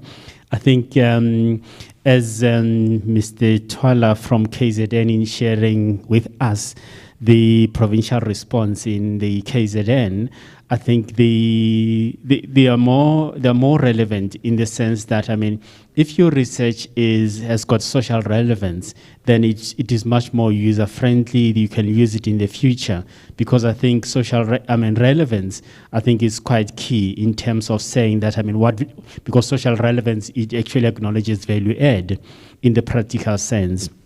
So, colleagues, one thing that the chair actually shared with me is that I need to request that all the research papers presented, we would like to request that the paper abstract be shared with us if they're not shared with us at this point in time. But we also want to request that permission be given that the abstract of the research papers be on our website as well. And also, I just want to bring this issue to the fore of the members of the Provincial Public Sector Economist Forum in relation to the submission of the full papers. So I just want to have your indulgence in terms of what will be the reasonable time for the submission of the full papers to ourselves, so that we can actually conclude on this matter. May I actually pause just to get some suggestions from the members in terms of when will be the appropriate sufficient time for the researchers to submit their full papers to the PSEF. I just want to pause here. Any takers on this suggestion here?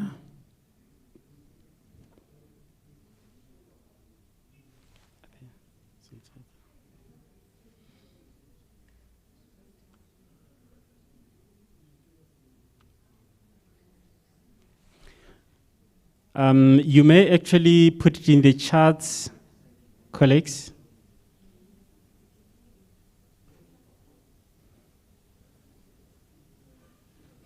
So I see from Beulah Kruger, she has suggested the 3rd of December.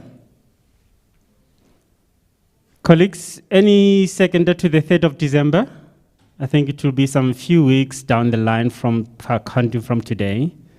Any seconder for the suggested 3rd of December as a submission of the full papers to the management of the Public Sector Economist Forum?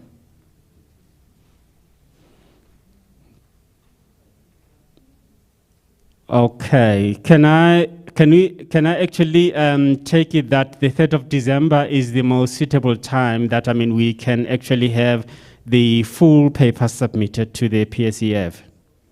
So in that, I would like to pass this particular aspect here, and yeah, perhaps maybe the incoming chair may want to give the conference as a closing note in terms of a welcome. I don't know whether to call it a welcome speech, but I think as the norm of the PSEF conference, I think we will need to have a brief speech from the incoming chair, and in terms of his vision, in terms of how do we take this research platform forward.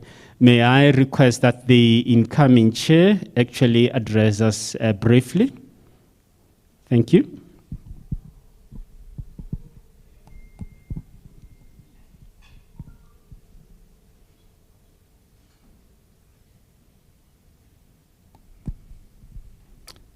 Oliver,